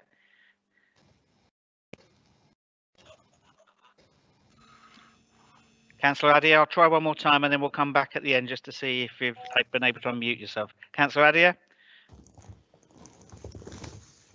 Okay, I'm going to carry on. Councillor Ayub? For. Councillor Donaghy? For. Councillor Evans? For. Councillor Howarth? For. Councillor Ibrahim? For. Councillor Iqbal? For. Councillor Karam? Okay, Councillor Karam's not on the line. Councillor McKeon? For. Councillor Mystery? For. Councillor Morris? For. Councillor Murray? For. Councillor Peel? For. Thank you, Councillor Peel. Councillor Sylvester? For. Councillor Sherrington? For. Councillor Zaman? For. Councillor Bagnall? For. Councillor Hayes? For. Councillor McGeehan? For. Councillor Newell? For. Councillor Vivers? For. Councillor Wilkinson? For. Councillor Flitcroft? For. Councillor Patterson? For. Councillor Sanders? For. Councillor Darvish? They just For. looking at each other then too now. I'm just saying. Excuse me, members. Someone's got their microphone on and we can hear the conversation. So I got to Councillor Darvish. If you could switch your microphones off, you've voted. Councillor Darvish? For. Councillor Ishmael? For. Councillor McMulkin? For. Councillor Brady? For. Councillor Wright? For. Councillor Heslop? For. Councillor Allen? For. Councillor Gibbon? For. Councillor Hornby? For. That motion is carried. Oh, and we'll just, sorry, I've just been reminded, Councillor Adia? Chief, Yeah, for. For, thank you, Councillor Adia, sorry about that. So that motion is carried. Madam Mayor, the next item of business is to consider a motion in the name of Councillor Sherrington relating to care workers.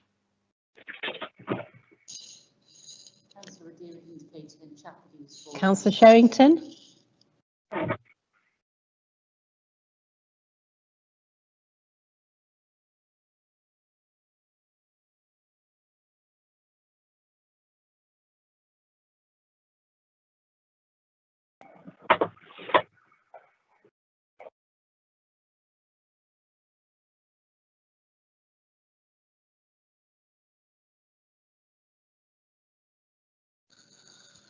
Councillor Sherrington, would you like to move the motion, please?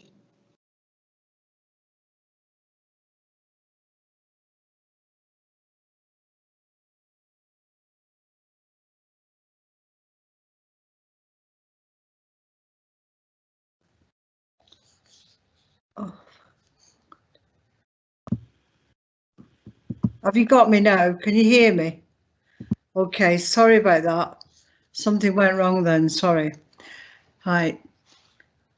This council commits itself to immediately support and signing up to the Care Workers versus COVID-19 campaign and asks that the leader of the council take steps to ensure that this publicly happens. Council notes that other councils such as Manchester, Salford, Oldham, Trafford and Tameside, among others, have already signed up to this campaign. Hang on a second.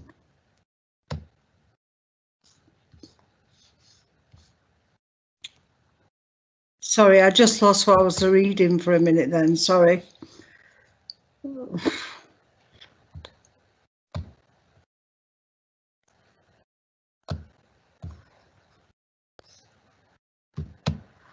Oh my goodness, what the heck's going on here?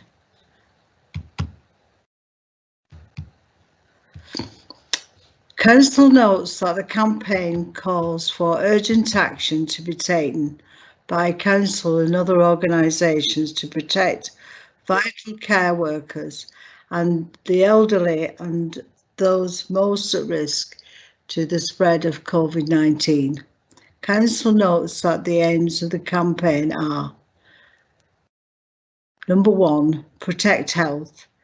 Priority testing for care workers to limit the spread of disease to vulnerable patients and service users.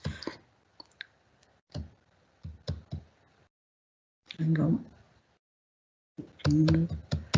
Guarantee all essential training and personal protection equipment to all frontline workers, e.g. goggles, masks, hand sanitisers, thermometers, in line with the Public Health England guidance.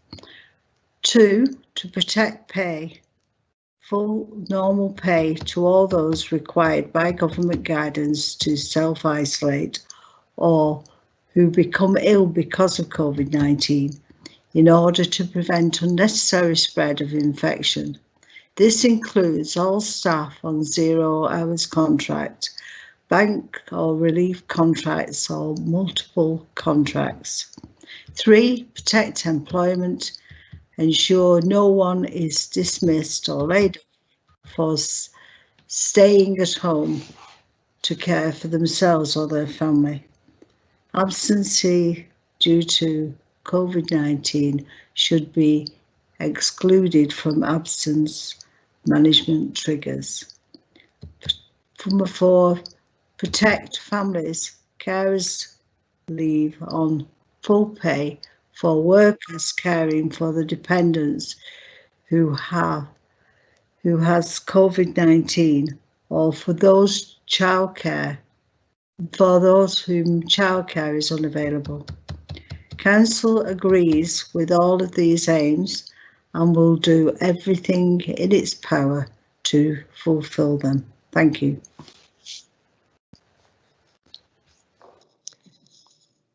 Thank you, Councillor Sherrington.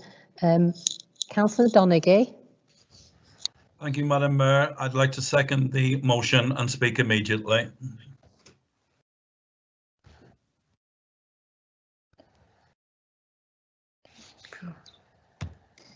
Yes, do you want to continue, Councillor Donaghy? Yeah, thank you, Madam Mayor. As my colleague Councillor Sherrington has said, this charter was started in the Northwest and across the country, of course, by the Unison Trade Union, and all credit to Unison for highlighting the plight of the care workers.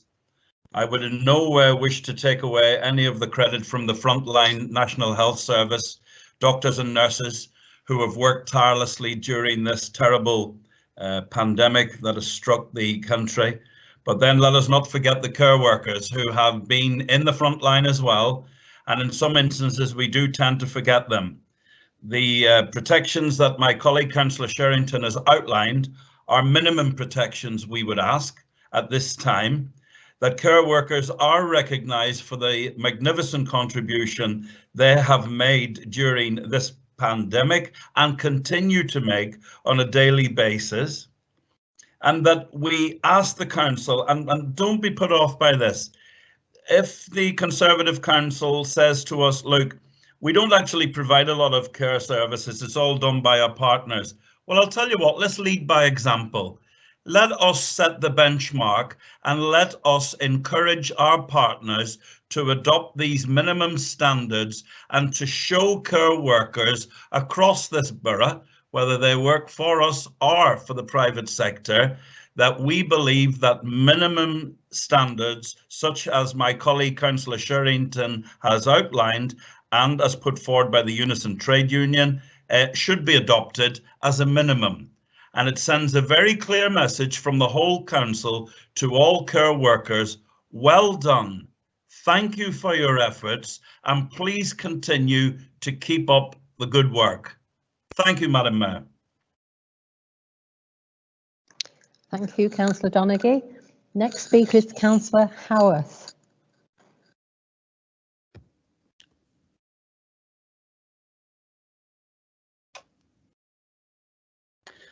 Thank you, Madam Mayor and members. This week it is reported that the government is accused of failing to deliver its promise of regular COVID testing for care workers and residents of all care homes. The Care England chief says he has asked ministers on multiple occasions to enact the pledge by Health Secretary Matt Hancock made on the 8th of June that every care home in England would receive regular testing for the virus, but many parts of the country remain without. We know that testing of all those receiving care and care workers has been recognised as an absolute priority.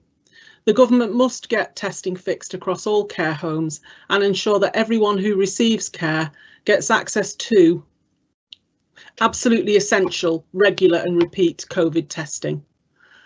More than half of care workers are paid below the real cost of living. The Resolution Foundation says that half of frontline care workers, some 1 million people, are paid less than the real living wage.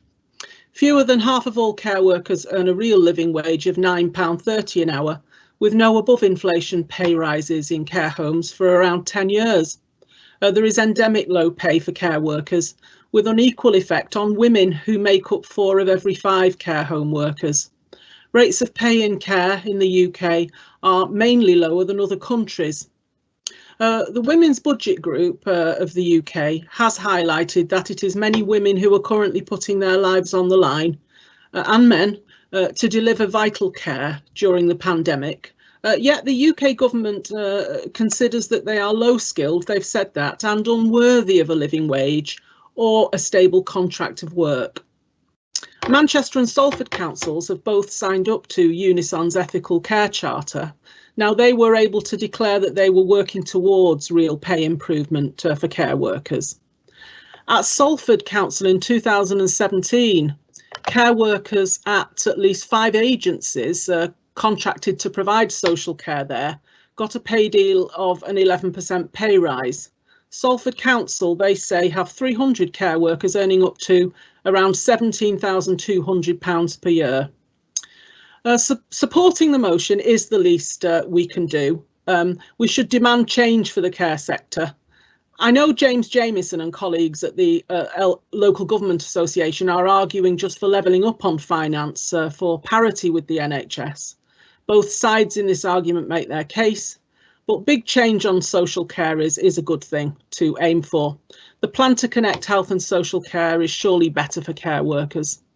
Most of all, it is critical that caring is an attractive career with decent pay and personal development opportunities to retain staff on a long-term basis. Care workers can be a highly regarded role. Sure, some are, and they've been clapped very well by many people. And a path to nursing can come from care work. Any rising vacancy rate in care work is a massive worry. Supporting these matters is what Councillor Greenhalgh can prioritise. I really believe that, rather than, may I say, promoting the Conservative Party. Last Tuesday, Councillor Greenhalgh was in the press calling for the lifting of COVID restrictions in Bolton, mentioning support from 2 Bolton Conservative MPs, the photo call in the sun on Victoria Square. Some of us felt there was a bit of a smell of politics around that. While the issue of staff moving between homes has raised as a concern, it's been raised at meetings of this new respiratory virus threats ministerial advisory group and at SAGE. Most people have heard of SAGE. As early as April the 9th, there are 34 sets of minutes with evidence, and it was not until May the 15th that the Department of Health issued guidance on limiting the movement of staff between care homes.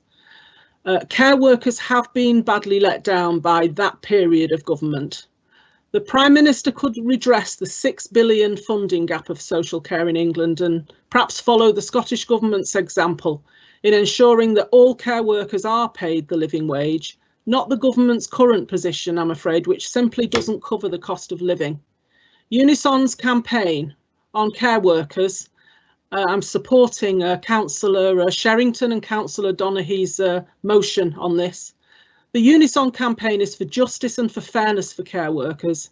England deserves a better funded care sector. Thank you very much, Madam Mayor.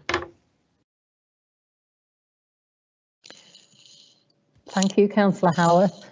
Councillor Greenhalgh.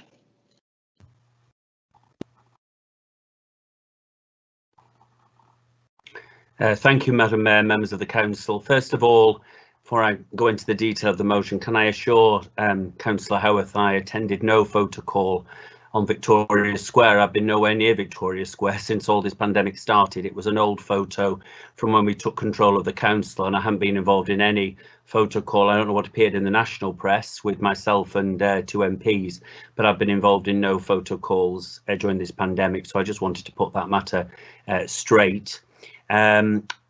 First of all, I agree with a lot of the sentiment of what actually Councillor Howarth, Councillor Sherrington and Councillor Donaghy said, and I want to begin by paying tribute to our care staff.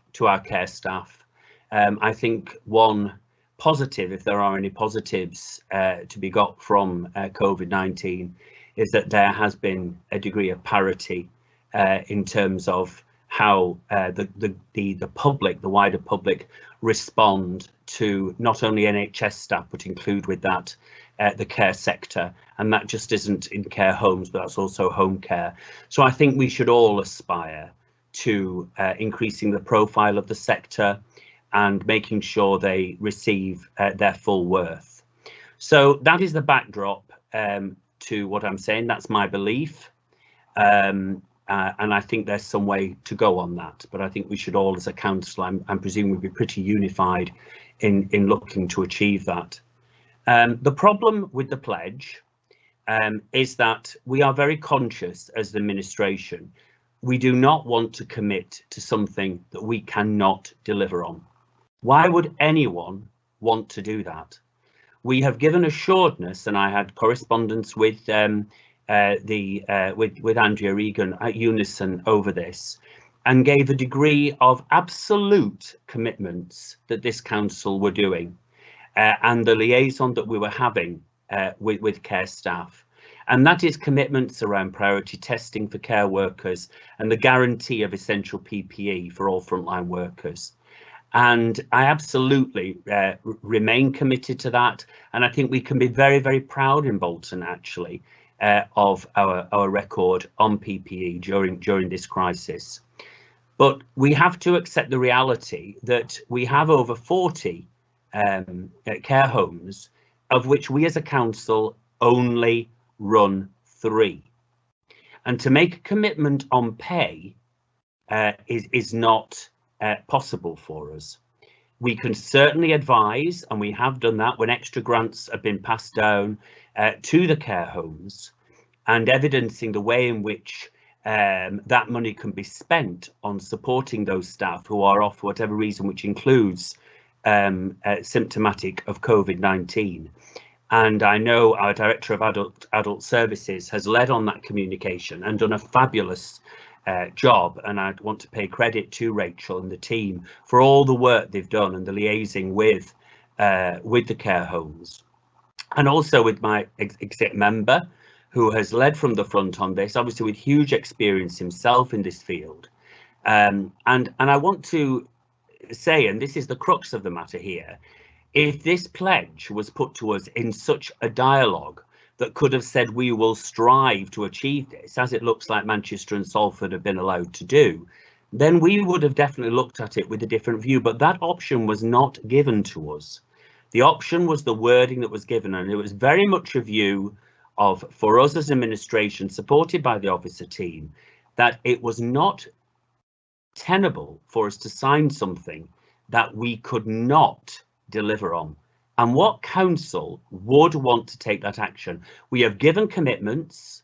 We will be believed by our outcomes. We'll be people will judge us by our outcomes.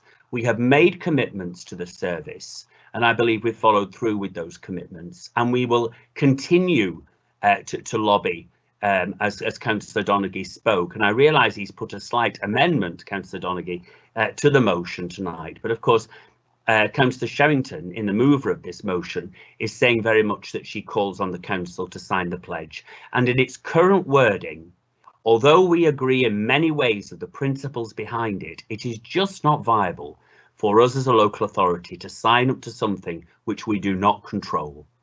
So that is our position.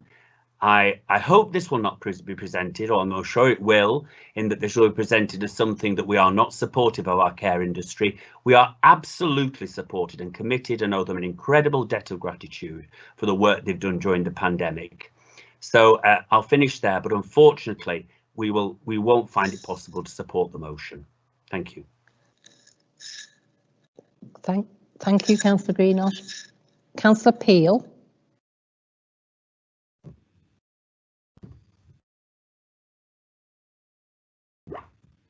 Thanks, Chair. Sorry, Madam Mayor. It's time for every slip up. Can I support what the leader has just said in terms of our staff at Bolton Council, the frontline staff, the officers? I think one thing that will unite all of us in this meeting tonight is our utter, absolute admiration for all our care staff who have put themselves at extreme risk during this crisis. But I think that's where we'll have to part ways, because, and to confirm it is to ask the council to sign the pledge. Councillor Greenosh said, why would we support, there's a particular part of the pledge that he's got a problem with. Why would we support something that we don't have the sole responsibility for being able to deliver on? And that's exactly what they said when they went against the climate change motion 12 months ago. It's exactly the same argument that they made then. And we told them it is about committing to a set of principles as a first step when we're talking about climate change, and then you move from there. Now, we had an answer from Councillor Warren tonight that detailed a whole range of things that the council are doing to address climate change. Now, not going as far as we would want them to do, but yet still making efforts. So the argument surely unravels that the Tories didn't support the climate change motion because they were very worried that they couldn't deliver on it, but now they're making efforts to deliver on it. And it's exactly the same argument with this care workers pledge. And I am surprised in some ways that a little bit more pragmatism didn't creep in to the Conservative cabinet on this one. We all know how politics works, and to me, I wouldn't have been surprised had they thrown their ideology to one side and fully backed the motion as a complete no-brainer, because I think their opposition to the motion is ideological. I think they're ideologically against the word. And in terms of Councillor Greenosh talking about dialogue, well, dialogue goes two ways. Councillor Greenosh had correspondence with Andy Regan from Unison, and also had correspondence with me about it, where I asked if they would sign up. He said, no, we won't sign up. He then expected me to come back with a different type of dialogue. Well, why didn't he make the suggestion that there could have been a slight play on words? But again, I stick with the point I made, which is the council don't directly deliver some care services. So, you know, they don't actually directly fulfill that pledge. But what the council does instead, and this is what will happen in other authorities who have signed up to it, is use their considerable influence on those people and those organisations who do deliver the services. It's not rocket science, it's quite simple. That's what signing up to this pledge means. And a final point, Madam Mayor, and previous questions and discussions, Conservative Council after Conservative Council threw back at Labour that we were being political. I mean, I just think this is such a bizarre comment for one politician to make to another politician. If you don't like the world of politics, don't be a local councillor, because every single discussion and decision and opinion we have as councillors is political, including this. Do you not think that the government's entire strategy, which is unravelling and U-turn after U-turn, is not political? And we then had Councillor Cunningham making the most extraordinary political attack on Councillor Patterson on what was a pretty good non-political resolution. So, you know, the stink of hypocrisy is outstanding on this. There is no reason for any member to vote against this motion. So I say to the Conservative group again, put your ideology to one side, make the commitment, sign up to the pledge and do your best to deliver it for our brilliant care workers. Thank you.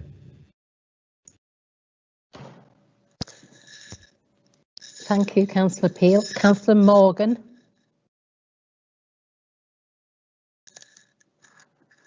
Thank you, Madam Mayor. Thank you, Councillor Sheraton, for the motion. You know, it really does sort of make me chuckle when I hear Councillor Peel telling us we should set aside our ideology when this is a completely ideological motion that has been tabled to them by the unions. So please don't lecture us about our ideology. What you should be asking, though, is what we've been doing as a council. And what we've been doing, we as a council are regionally recognised as having an exemplar relationship with the private sector, and not just regionally, nationally. And it's already been indicated, but the majority of the providers of our social care sector are within the community, they are private sector organisations. And it's impractical for us as a council to dictate the terms of employment or pay rates above that of the statutory laws set by the country, such as the minimum wage and sick pay and disciplinary procedures. We all know, and I probably know along with Councillor Patterson, who was the chair of Bolton Cares, and now Councillor Mull, how hard the social care sector has been working for the last 6 months during the pandemic, and how they stepped up to the plate and continue to do so to look after the most vulnerable people in our society. So what I'm going to try and do quickly is just run through each part of the motion to tell you what we're doing. Because if you'd have asked us, I would have told you, and if you asked my team, we would have told you. So with regards to the section on protecting the health and priority testing, in Bolton, we are priority testing. Our care workers are being tested every week, along with the residents that we look after in care homes, etc. They're being done every 28 days. Our own quality assurance team makes twice weekly calls to all our providers to ensure that they have the appropriate PPE in sufficient quantities to both protect our staff and the people we've been charged to look after. The council has collated supplier lists for providers to ensure they can get market access to the PPE suppliers, and have encouraged all our private sector partners to come together to drive down the price, which has absolutely gone through the roof, as probably everybody knows. And at the beginning of the pandemic, the council supplied emergency PPE from our local resilience stock for private sector partners when we couldn't get hold of it. And all providers are directed by the council to complete the NHS capacity tracker, which requires them to regularly update them literally on a daily basis with regard to PPE stock levels and business continuity. Infection control training has been carried out and continues to be carried out, and monitoring equipment, including thermometers, along with blood pressure equipment, has been provided free of charge to all our suppliers. That's what we're doing with regards to the protection of health of our staff and the people we're in charge to look after. And the protection of pay. The government provided £1.6 billion of additional funding nationally to support the social care sector. Bolton received £2.655 million, and this was distributed directly to providers. And part of the grant agreement was the expectation that providers paid full pay to employers who were required to self-isolate and who became ill because of COVID-19 to prevent the spread of the virus. That's what we're doing with regard to protection of pay. The protection of employment. We're all protected by the statutory employment laws. Anyone who believes they've been dismissed unfairly has the right to appeal, or treated unfairly, and has the right to appeal, and the decision challenged by an employment tribunal. And with regards to the final thing, with protection of families, all care workers were classed as key workers at the start of the pandemic, and childcare was provided for those of the appropriate age, along with vulnerable children, by schools to allow care staff to continue to work. Employees who were unable to work because they have care responsibilities resulting from coronavirus could have been furloughed or been requested to be furloughed by their employees, i.e. for people who needed to look after children. And obviously we're now date 1-2 at schools reopening. So if the Labour Party had asked me or my team what we as a council were doing, they would have known that this motion is actually not needed anymore. Now, I appreciate it was tabled a couple of months ago, but this campaign is no longer relevant. We are doing it as a council, and I, as the exec member, and my team are proud to be doing it as a council. And what I would actually say to Councillor Sheraton, withdraw the motion, don't make it political, get behind us, get behind our staff and the private sector of delivering this care and support them, and don't politicalise the situation. Thank you, Madam Mayor.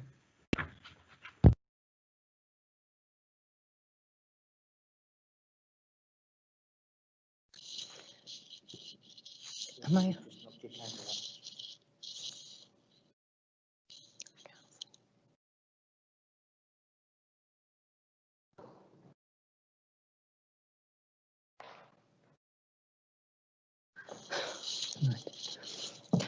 Can they hear me? I can't understand that. So it's my name.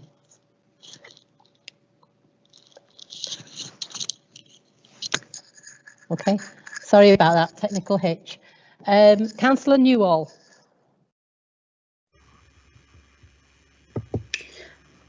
Thank you, Madam Mayor. I'd just like to say a word about the staff at Bolton Cares. I'm the chair of the steering group, so I feel I ought to mention them. The staff there have delivered above and beyond anything that could be expected of them.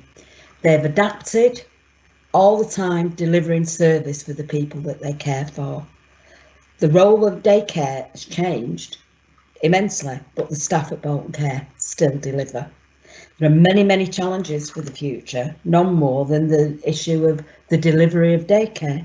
Is it going to be building based? Is it going to be home based? What's it going to be? The management of Bolton Cares have prioritised the welfare of all their staff during the pandemic, ensuring an alternative supply of PPE when necessary and adequate supplies for the future. We are very, very fortunate to have such a dedicated and talented team, and their professionalism and compassion is commendable. Thank you, Madam Mayor.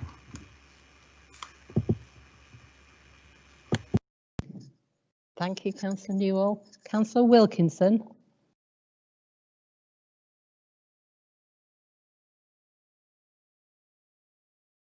Thank you, Madam Mayor. First of all, I'd like to thank Councillor Morgan for explaining some of the things that the officer team and many other people have been doing behind the scenes to ensure that staff across both our care homes and the private sector have had as much resource available to them as humanly possible. That is good to know. Unfortunately, it's not probably been made public as much as possible, to be quite honest. Otherwise, we wouldn't probably ended up with this motion before us tonight. However, I'm going to support the motion. I would urge my colleagues to do the same. This is not just about what we should do. It is also about giving support to people who work in this in the care sector. For many years now, many people who have worked in the care sector have been on the receiving end of probably a raw deal. Many of these people are women, quite a significant number from ethnic minorities, and have been on the low end of the pay scale for some considerable time, and high levels of work to go with to earn that money. The pressure upon those members of staff has been quite significant over many years. This is also about making a statement about government policy, and we've had this discussion tit for tat between Councillor Peel and Councillor Morgan about it being political. Well, unfortunately, the care sector is political, whether you like it or not. The government, for several years now, has failed to really address the long-term issues around care in the community and care provision. And it still hasn't really got its act together on this. The fact that the government has had to provide, as Councillor Morgan's own words, some 1.6 billion just to keep the system going shows how the care system is extremely short of funds. And sooner or later, central government is going to have to grasp this particular problem and deal with it. I actually feel that the motion gives support to people who work in that sector and makes a statement from Bolton Council. Yes, we do not run most of the care homes in Bolton. Quite, as has been mentioned earlier, we only control 3. However, it makes a statement to everybody who work in the care sector, those who own care facilities, that we as a council support people who work in this industry and they are worthy of our support. They have done fantastic deeds during the pandemic, particularly in the earlier stages of this pandemic when people were dying in great numbers and there was vast numbers of cases. So I actually think that all members of this council should support the motion. Other local authorities have gone down the route of supporting it, and some local providers have gone along and supported it. It was disappointing to see some of the news around Salford, where there seems to be a fallout with some of the care providers. But I think this motion is making a statement, and sometimes in local politics, statements have to be made. So I shall be urging my colleagues to support this motion. Thank you, Madam Mayor. Thank you, Councillor Wilkinson. Councillor Evans.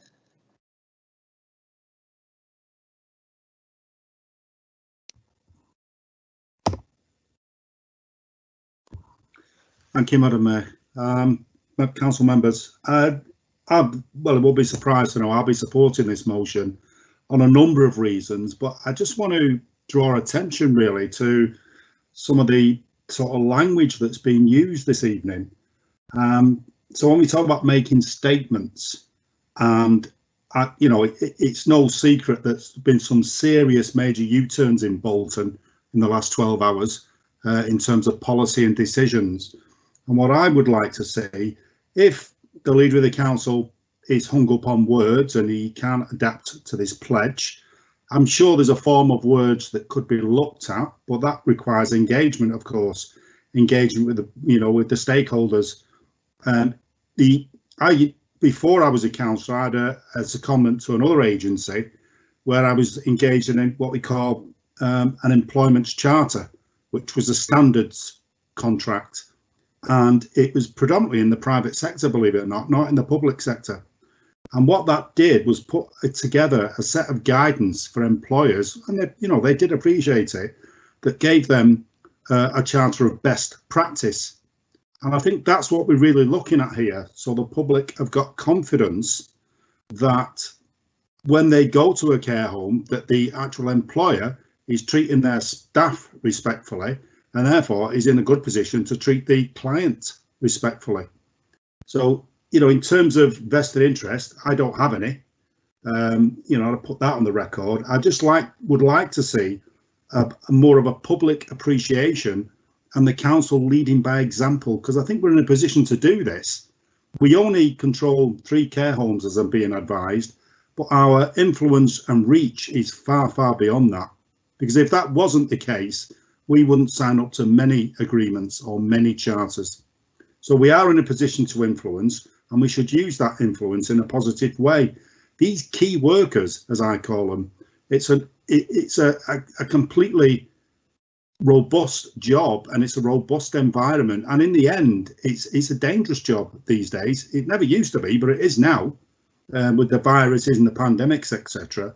So, you know, in terms of minimum standards, I don't think we should be striving for a minimum standard as with employment protection and pay. We should be looking at a living wage, and we should be looking at enhancing those standards, not requiring the minimum. The clue's in the title, minimum. We should be beyond that. You know, I'm sure there's a way that we can come together. We've talked about collaboration tonight in many aspects, and for, you know, I would expect and I would hope the leader of the council would do another U-turn and would collaborate with the trade unions and sit down with them and engage and see what we can do in a positive manner. So I'll definitely be supporting this motion tonight. Thank you, Madam Mayor.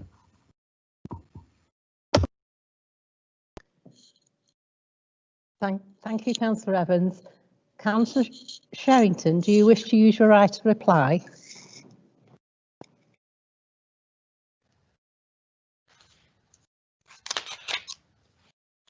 Yes, Madam Mayor, I would like to reply. I've listened to everybody, what everybody's had to say in the debate. And the thing is that we've got to remember more than anything else, we actually had these members of staff went out to work to look after very, very vulnerable residents. And they were actually going out there where the government was actually sending into these homes people that they knew had COVID-19. And these staff bravely carried on going to work and didn't actually do any complaining. I haven't seen a single member of staff come on the television or in the papers complaining about having to go to work. And in fact, they've done all sorts of things, like some staff have actually gone living in the home with the residents to look after them. They've actually always on the television had a smile on the face and been quite happy to carry on regardless.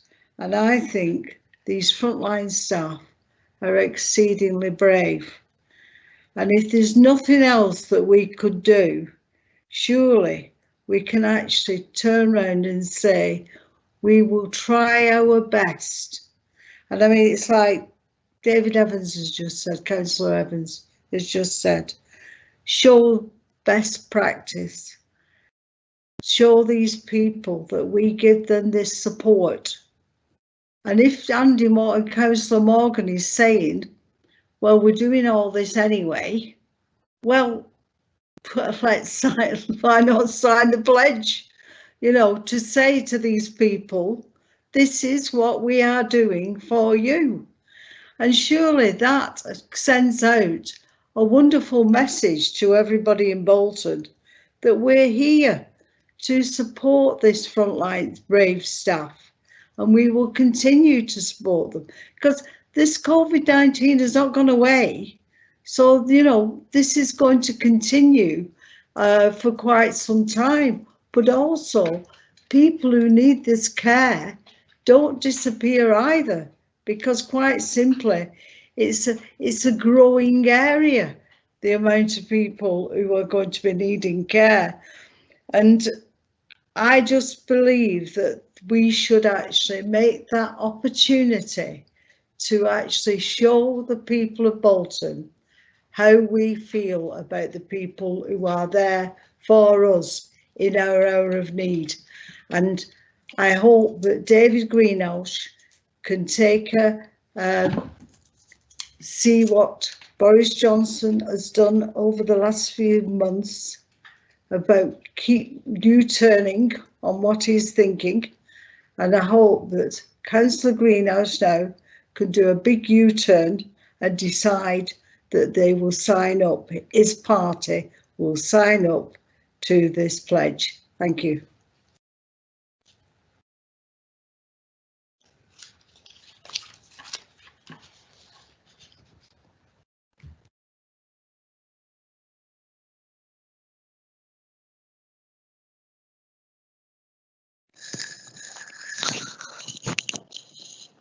Thank you, Madam Mayor. So we're now going to vote on the motion from Councillor Sherrington. So here we go. Councillor Baines. Against. Councillor Connor. Against. Councillor Cox. Against. Councillor Cunningham. Against. Councillor Dean. Against. Councillor Fairclough. Against. Councillor Fletcher. Against. Councillor Greenhouse. Against. Councillor Haslam. Against. Councillor Hewitt. Against. Councillor Morgan. Against. Councillor Muslim. Against. Councillor Parkinson. Against. Councillor Radcliffe. Against. Councillor Walsh. Against. Councillor Warren. Against. Councillor Abdullah. For. Councillor Adia.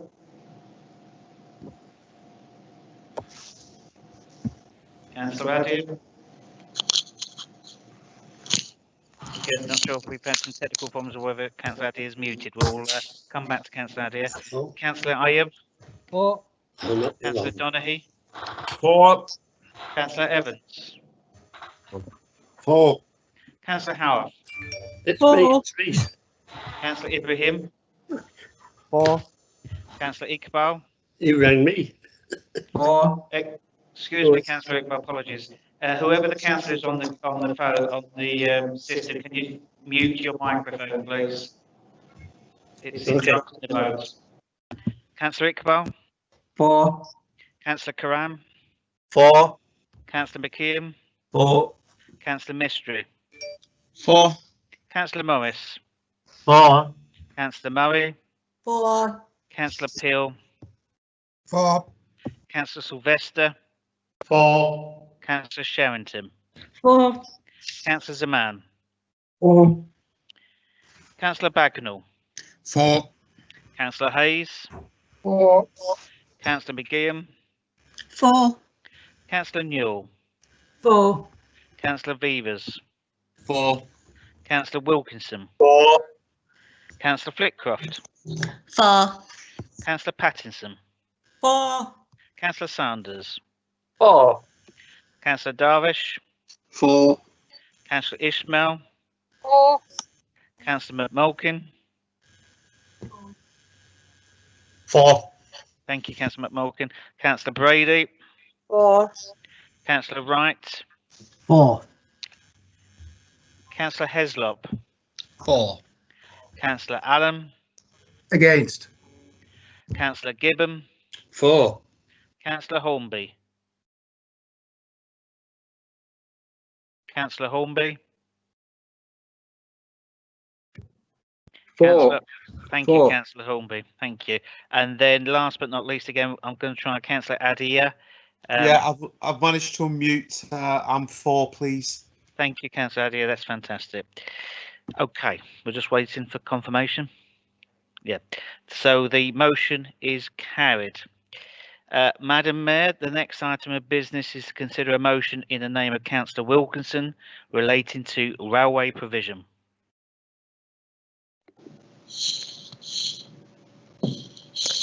Councillor Wilkinson. Thank you, Madam. Time is pressing on, and hopefully the motion is relatively self-explanatory to members of the council. It is obviously an industry which has had significant change in recent months with the COVID situation. Prior to that, there had obviously been some significant investment in the Northern Rail franchise with the introduction of the new trains, which obviously are there to replace the 142s, which are sadly and fondly missed by probably a lot of people. In fact, there's actually a few of them still trundling around on the network at the moment. And obviously, the demise of Northern Rail at the time because of franchise commitment issues, and it couldn't fulfil those, Northern Rail was taken in as a nationalised rail operator of last resort. Obviously, COVID came along and has had a significant impact on all TOCs across the country.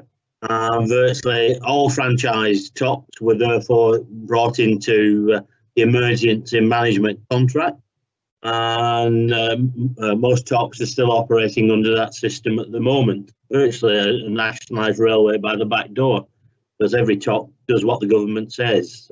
If they don't, they lose funding. The only operators which were not under that system are the open access operators. COVID has caused significant issues for the rail industry. Anybody who travels on a train in the early days of COVID will have noticed that virtually nobody was travelling by train. Entire trains could appear with nobody on, apart from the driver and the guard. Significant numbers of passengers have started to return to the industry.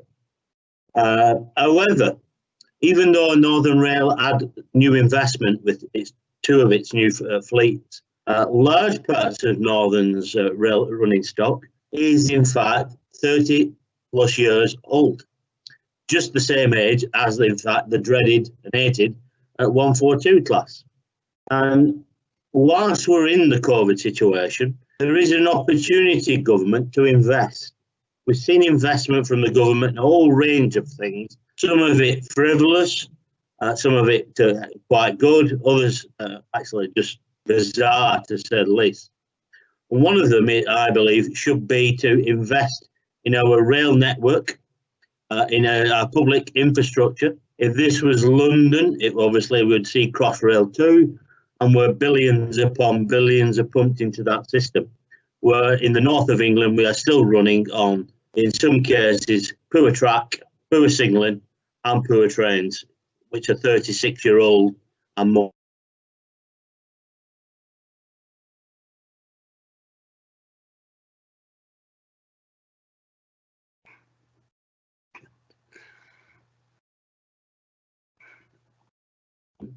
We seem to have died.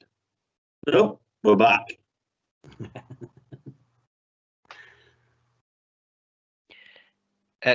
Councillor has, sorry to come in here, Councillor Wilkinson, just to help, if you turn off your camera for the minute, your signal might possibly be a bit stronger, because the most important thing is we can hear you. So you might be. You can hear me. Yeah. That's okay. And therefore, I would like to ask members they would give their support to this motion, because not only is it a support for the motion, it is actually about two things: improving the physical infrastructure of the railway in the north of England. Yes, the government has decided to try to electrify the Leeds to Manchester route, long overdue if anybody ever travelled that route. But it is also about, the motion is about actually giving local involvement, a greater level of local involvement than is currently there. Yes, TfGM and other metropolitan transport authorities are involved, and there is Rail North, but we're still a long way off the level of involvement and control that Transport for London has. And those are the kinds of things I believe that the north of England is entitled to as well. So I'd therefore like to move the motion as on the order paper. Thank you, Madam Mayor.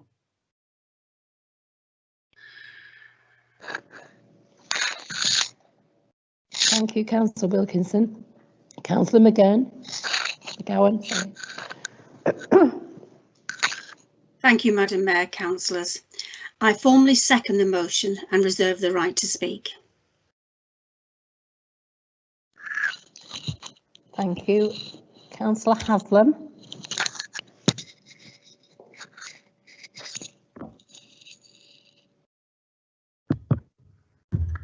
Madam Mayor, I welcome this motion. Oh, my picture's disappeared again, so I don't know why. I welcome this motion and clearly will give it my full support, as I'll support any approach to improving the rail services available to Bolton's residents. The COVID pandemic has made tremendous impositions on the rail industry. It's fair to say, though, that no government could have done more to keep the railway running in these extraordinary times. With rail usage having been down by over 90% at the height of the lockdown, the downturn in passenger numbers at present is still in the region of 63%. Services have been maintained, and with the latest announcement from September 14th, some 90% of services will be running.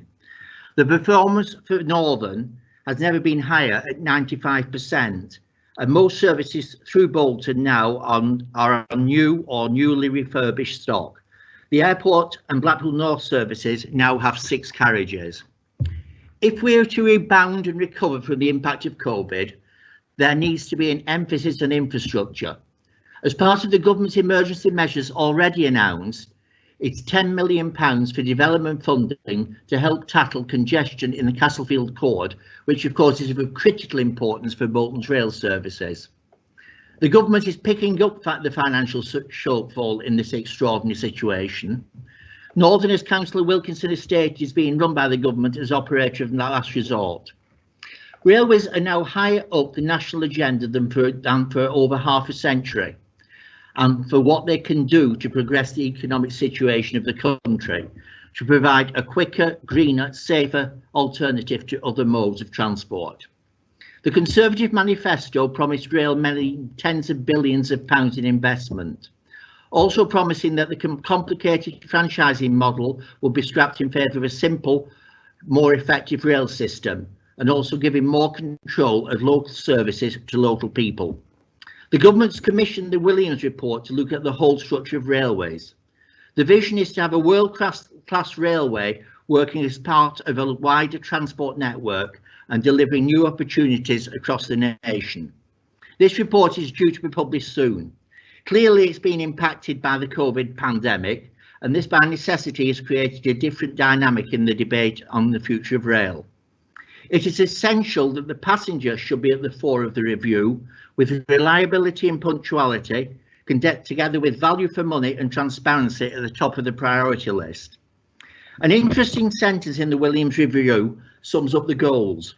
A railway that is run in the public's interest, delivering for passengers, supporting local economies, embracing innovation and new business models to improve the journey experience and to reduce costs. So everything in the second paragraph of Councillor Wilkinson's motion is rightly there. Levelling up is at the core of the government's agenda.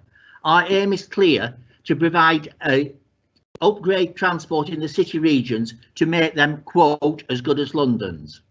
Bolton, and I repeat, Bolton in its own right, not merely as part of Greater Manchester, needs to be considered. We need to press our case for the London link, for through services to the main economic centres of the nation, for increased stopping and Sunday services at Bolton suburban stations.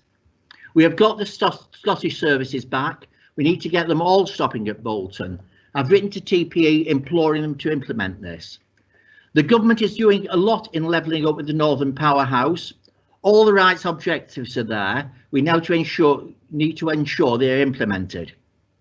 Of course, Councillor Wilkinson is right, we need to improve rolling stock, but that's what's already being done, with over 300 new carriages now in operation on Northern TPE.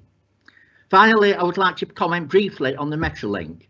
The government in the manifesto got much support from the North, and in the recent general election promised £500 million to reversing the Beeching cuts.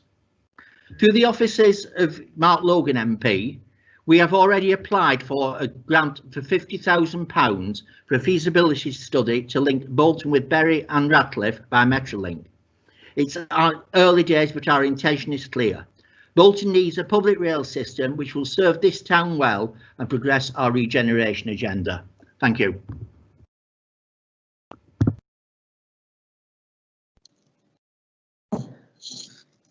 Councillor Howarth.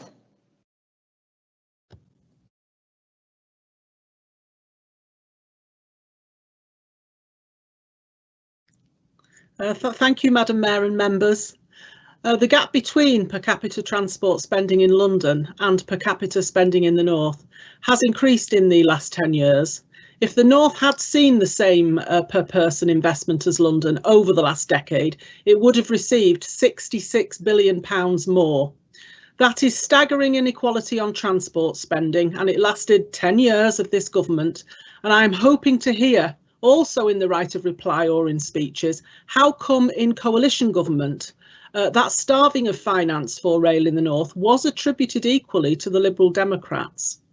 The Chancellor's announcement on rail here, yes, thank you, Councillor Haslam's raised this, of 10 million, provided to develop plans for improving the capacity, particularly of the Manchester rail network, the cord as was outlined. One example, practically the way your trains are often stuck on the line going into Manchester. We know it's not enough cash to fix the problem. In the middle of July, we had a statement of a £6 billion investment. That's the plan in Rail for the North from Grant Shapps. But this comes on the back of anger in Labour in the North, on the back of anger, yes, from Labour in the North, in Greater Manchester, in Bradford and other destinations over broken government promises on fixing our woefully inadequate rail system. Labour are supporting this motion and are pleased to see it on the order paper. All that failed timetabling, heavily affecting Bolton, that left passengers unable to go to work on time, cancelled trains and for years due to underinvestment, overcrowded trains, not enough carriages for commuters at peak times. There are no words to describe the appalling state of affairs that has been. The scandalous scenes at Bolton train station over the years, in the mornings especially, for passengers coming in from places like Bromley Cross and further afield who change trains wanting a Piccadilly line. People have fainted on those trains. I've seen fainting on the stopper trains that were picking up at Moses Gate and at Farnworth and at Kersley. Were so overcrowded, people have had to be taken off for first aid at Salford Crescent. I think we need more trains stopping at Farnworth Station. I get lobbied about this. The station, the way forward I see is that the station could be given higher status as a station if this may be the only way to solve the problem of a lack of trains in Farnworth. The responsible board need to get on with this and get this agreed where possible. And there should be no delay any longer. Farnworth is the borough's second biggest town.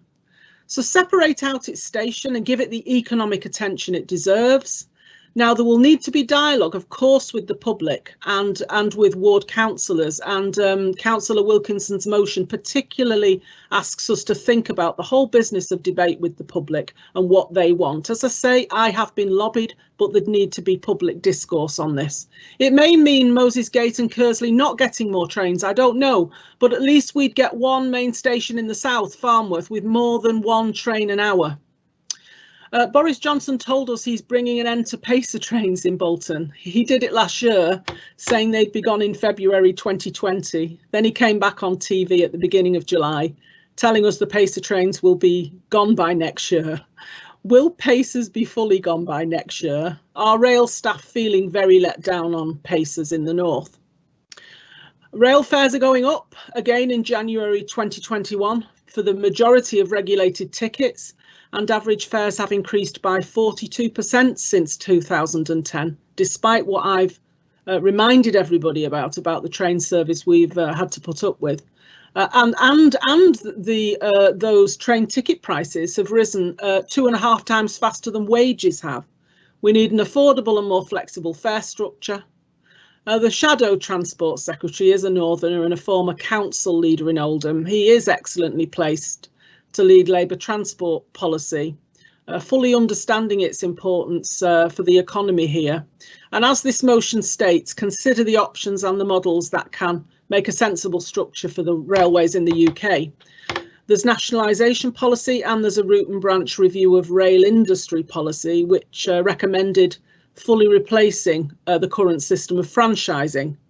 Franchising's in limbo, if I can call it that, as Councillor Wilkinson set out clearly the position of franchising presently. And Northern is the biggest franchise in England by the length of its route network. It serves more than 500 stations north of Derby. The argument tonight is that the government is wholly in charge of that. There's so much to achieve now on employment. To know there is a reliable rail system for commuters that provides them with comfortable enough but seriously reliable train services is crucial for the years ahead. Northern's network is huge and complex, and some of the things that are wrong are not going to be quick or easy to put right. We know that. But what we know is that we have had a disgraceful train service here over recent years. And as I described earlier, it has been a dreadful injustice for all types of ordinary workers who leave Bolton, and I mean the borough, and I'm thankful for the reminder on calling it the Bolton Borough.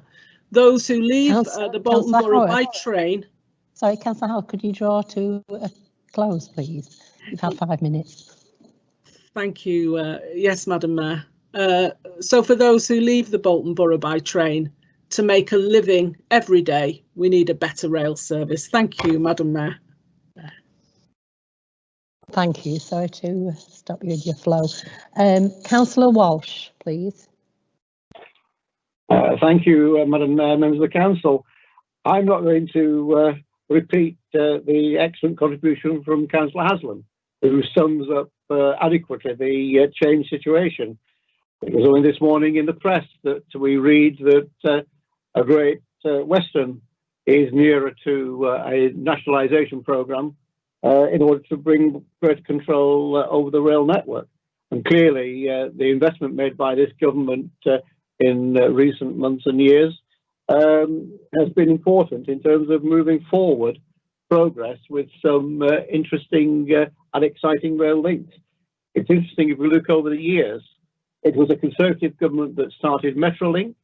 It was a Conservative government which produced the Ordsall Curve. It was a Conservative government which supported the opening up of the Blackburn line via Burnley. And it has been a Conservative government which repeatedly over the years has put public investment into the rail network. And that we should be remember as important. I wasn't going to make the comment about this, but I read only a few days ago in the press an article of a former Member of Parliament for Bolton West. I do remember that at one stage she happened to be a Transport Minister. And I don't remember her incumbency in that post actually removing the pacers, which were introduced in 1995 as a short-term expedient, and certainly continued throughout the life of the Labour government through until 2010. So Labour Party have no proud record in terms of removal of faces. They are now going, thankfully, and we come back to new rail stock being introduced on the current climate. So I think that Councillor Wilkinson's motion is entirely appropriate. I will be supporting it, but we've got to keep in perspective that you cannot suddenly overnight change the whole network. We know the problems that arose last year when huge investment went into improving the rail network through Bolton. Clearly, you can't have investment without some consequential impact in the short term, and one wants to see that further investment, and this government is committed to it. We support the motion. I certainly support the motion, and I trust that we will all be pushing for that investment in rail network in Bolton, which we so much need and deserve. Thank you, Madam Mayor. Thank you, Councillor Walsh. Councillor McGeehan, would you like to speak now? You reserved the right to speak earlier. Thank you, Madam Mayor. In the interest of saving time, I do not propose to add anything to what's already been said. Thank you. Thank you for being brief. Councillor Wilkinson, do you wish to reply?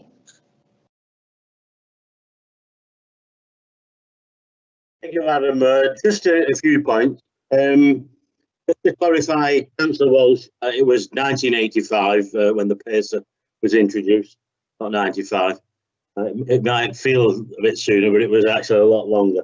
And there's only actually a few of those actually on the network at the moment, Councillor Howarth. I think there's about maybe 6, something like that, 6 or 8. I'm glad that we seem to have overwhelming support for the motion. And I actually thank Councillor Haslam for the work he has been doing on the Transport Authority. I know he is pushing quite significantly on that, on these issues. Rail in the 1800s was a great driver. It made the country as it is. And rail has suffered significantly from the Second World War. The lack of investment or stopped investment, but then particularly the beaching cuts, which has greatly been turned back. The tide is turning. The lines are being reopened, stations are being reopened, which is great to see. Just a few points, though, to remind Councillor Howarth. Yes, we did have a Transport Secretary in Bolton West who basically did very little for rail. During the Labour government, which lasted 13 years, only 13 miles of track was actually electrified. No new rolling stock was ordered for the Northern franchise. And when the Northern franchise, one of the older Northern franchise, was issued, it was actually on a zero growth basis. And growth in railway traffic at the time was around 40%. So many of those people who were stuck in those overcrowded carriages, and I'm one of them because I do travel by train quite a lot, had to put up with bad planning and a complete lack of foresight by the government of the day. I don't always agree with this government, that's nothing new, but there has been some reasonable progress on rail. There's a lot more to go yet.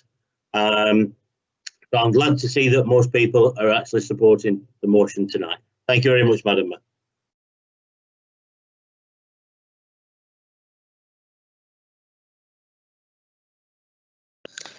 Chief Executive. Would you like to make an announcement? Do you want me to say it now? Could I just say it's now 10:20, so it would be very difficult to go and debate the next motion. So once we've had the vote, that will be the end of the council meeting.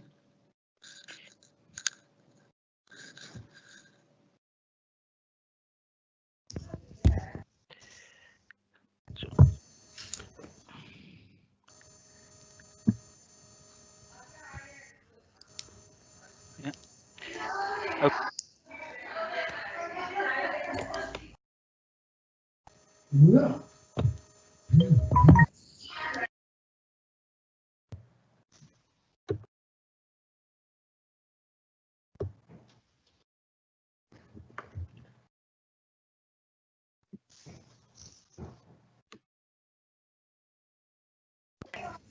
So here we go. Executive, you're muted. Yes, I know. Apologies. It's been a long evening and a long day. Apologies. We nearly got out without any mistakes there. So here we go. It's Councillor Wilkinson's motion. So I'm going to start with Councillor Baines. Apologies. Councillor Baines. 4.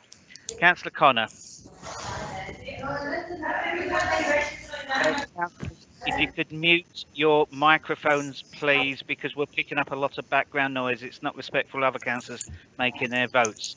So, again, if you can mute your microphones while you're waiting. Councillor Connor. Councillor Connor. I'll come back to Councillor Connor. Councillor Cox. 4. Councillor Cunningham. 4. Councillor Dean. 4. Councillor Fairclough.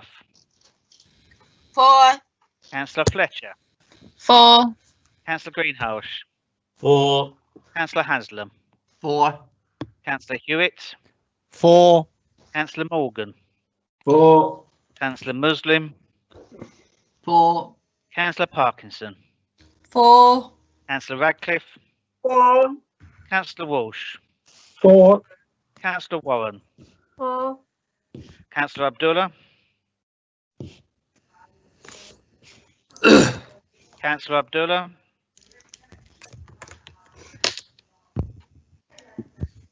I'll come back to Councillor Abdullah.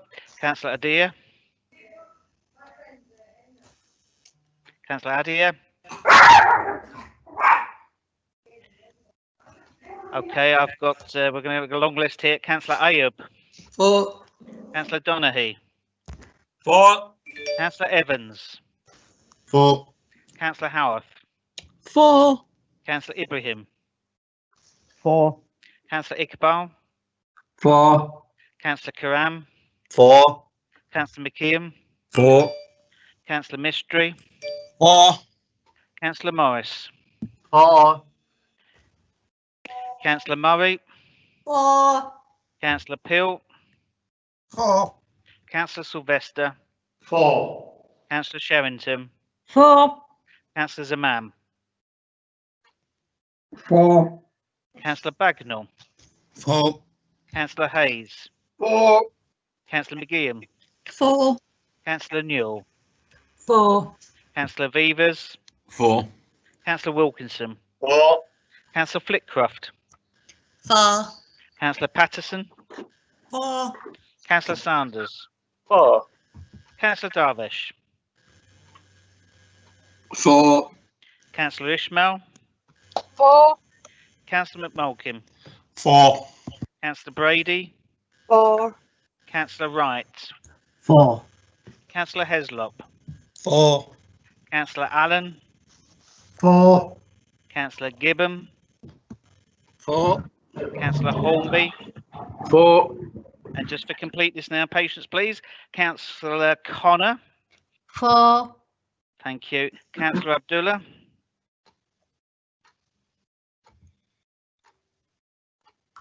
Okay, so we've got a technical problem, but I think given the motions and the votes, we're going to proceed. And Councillor Adia? Has also said he's having a problem and has voted for. Okay. So the motion is carried. Madam Mayor, that concludes the business of the council. Any motion not debated this evening will be carried through to the next meeting.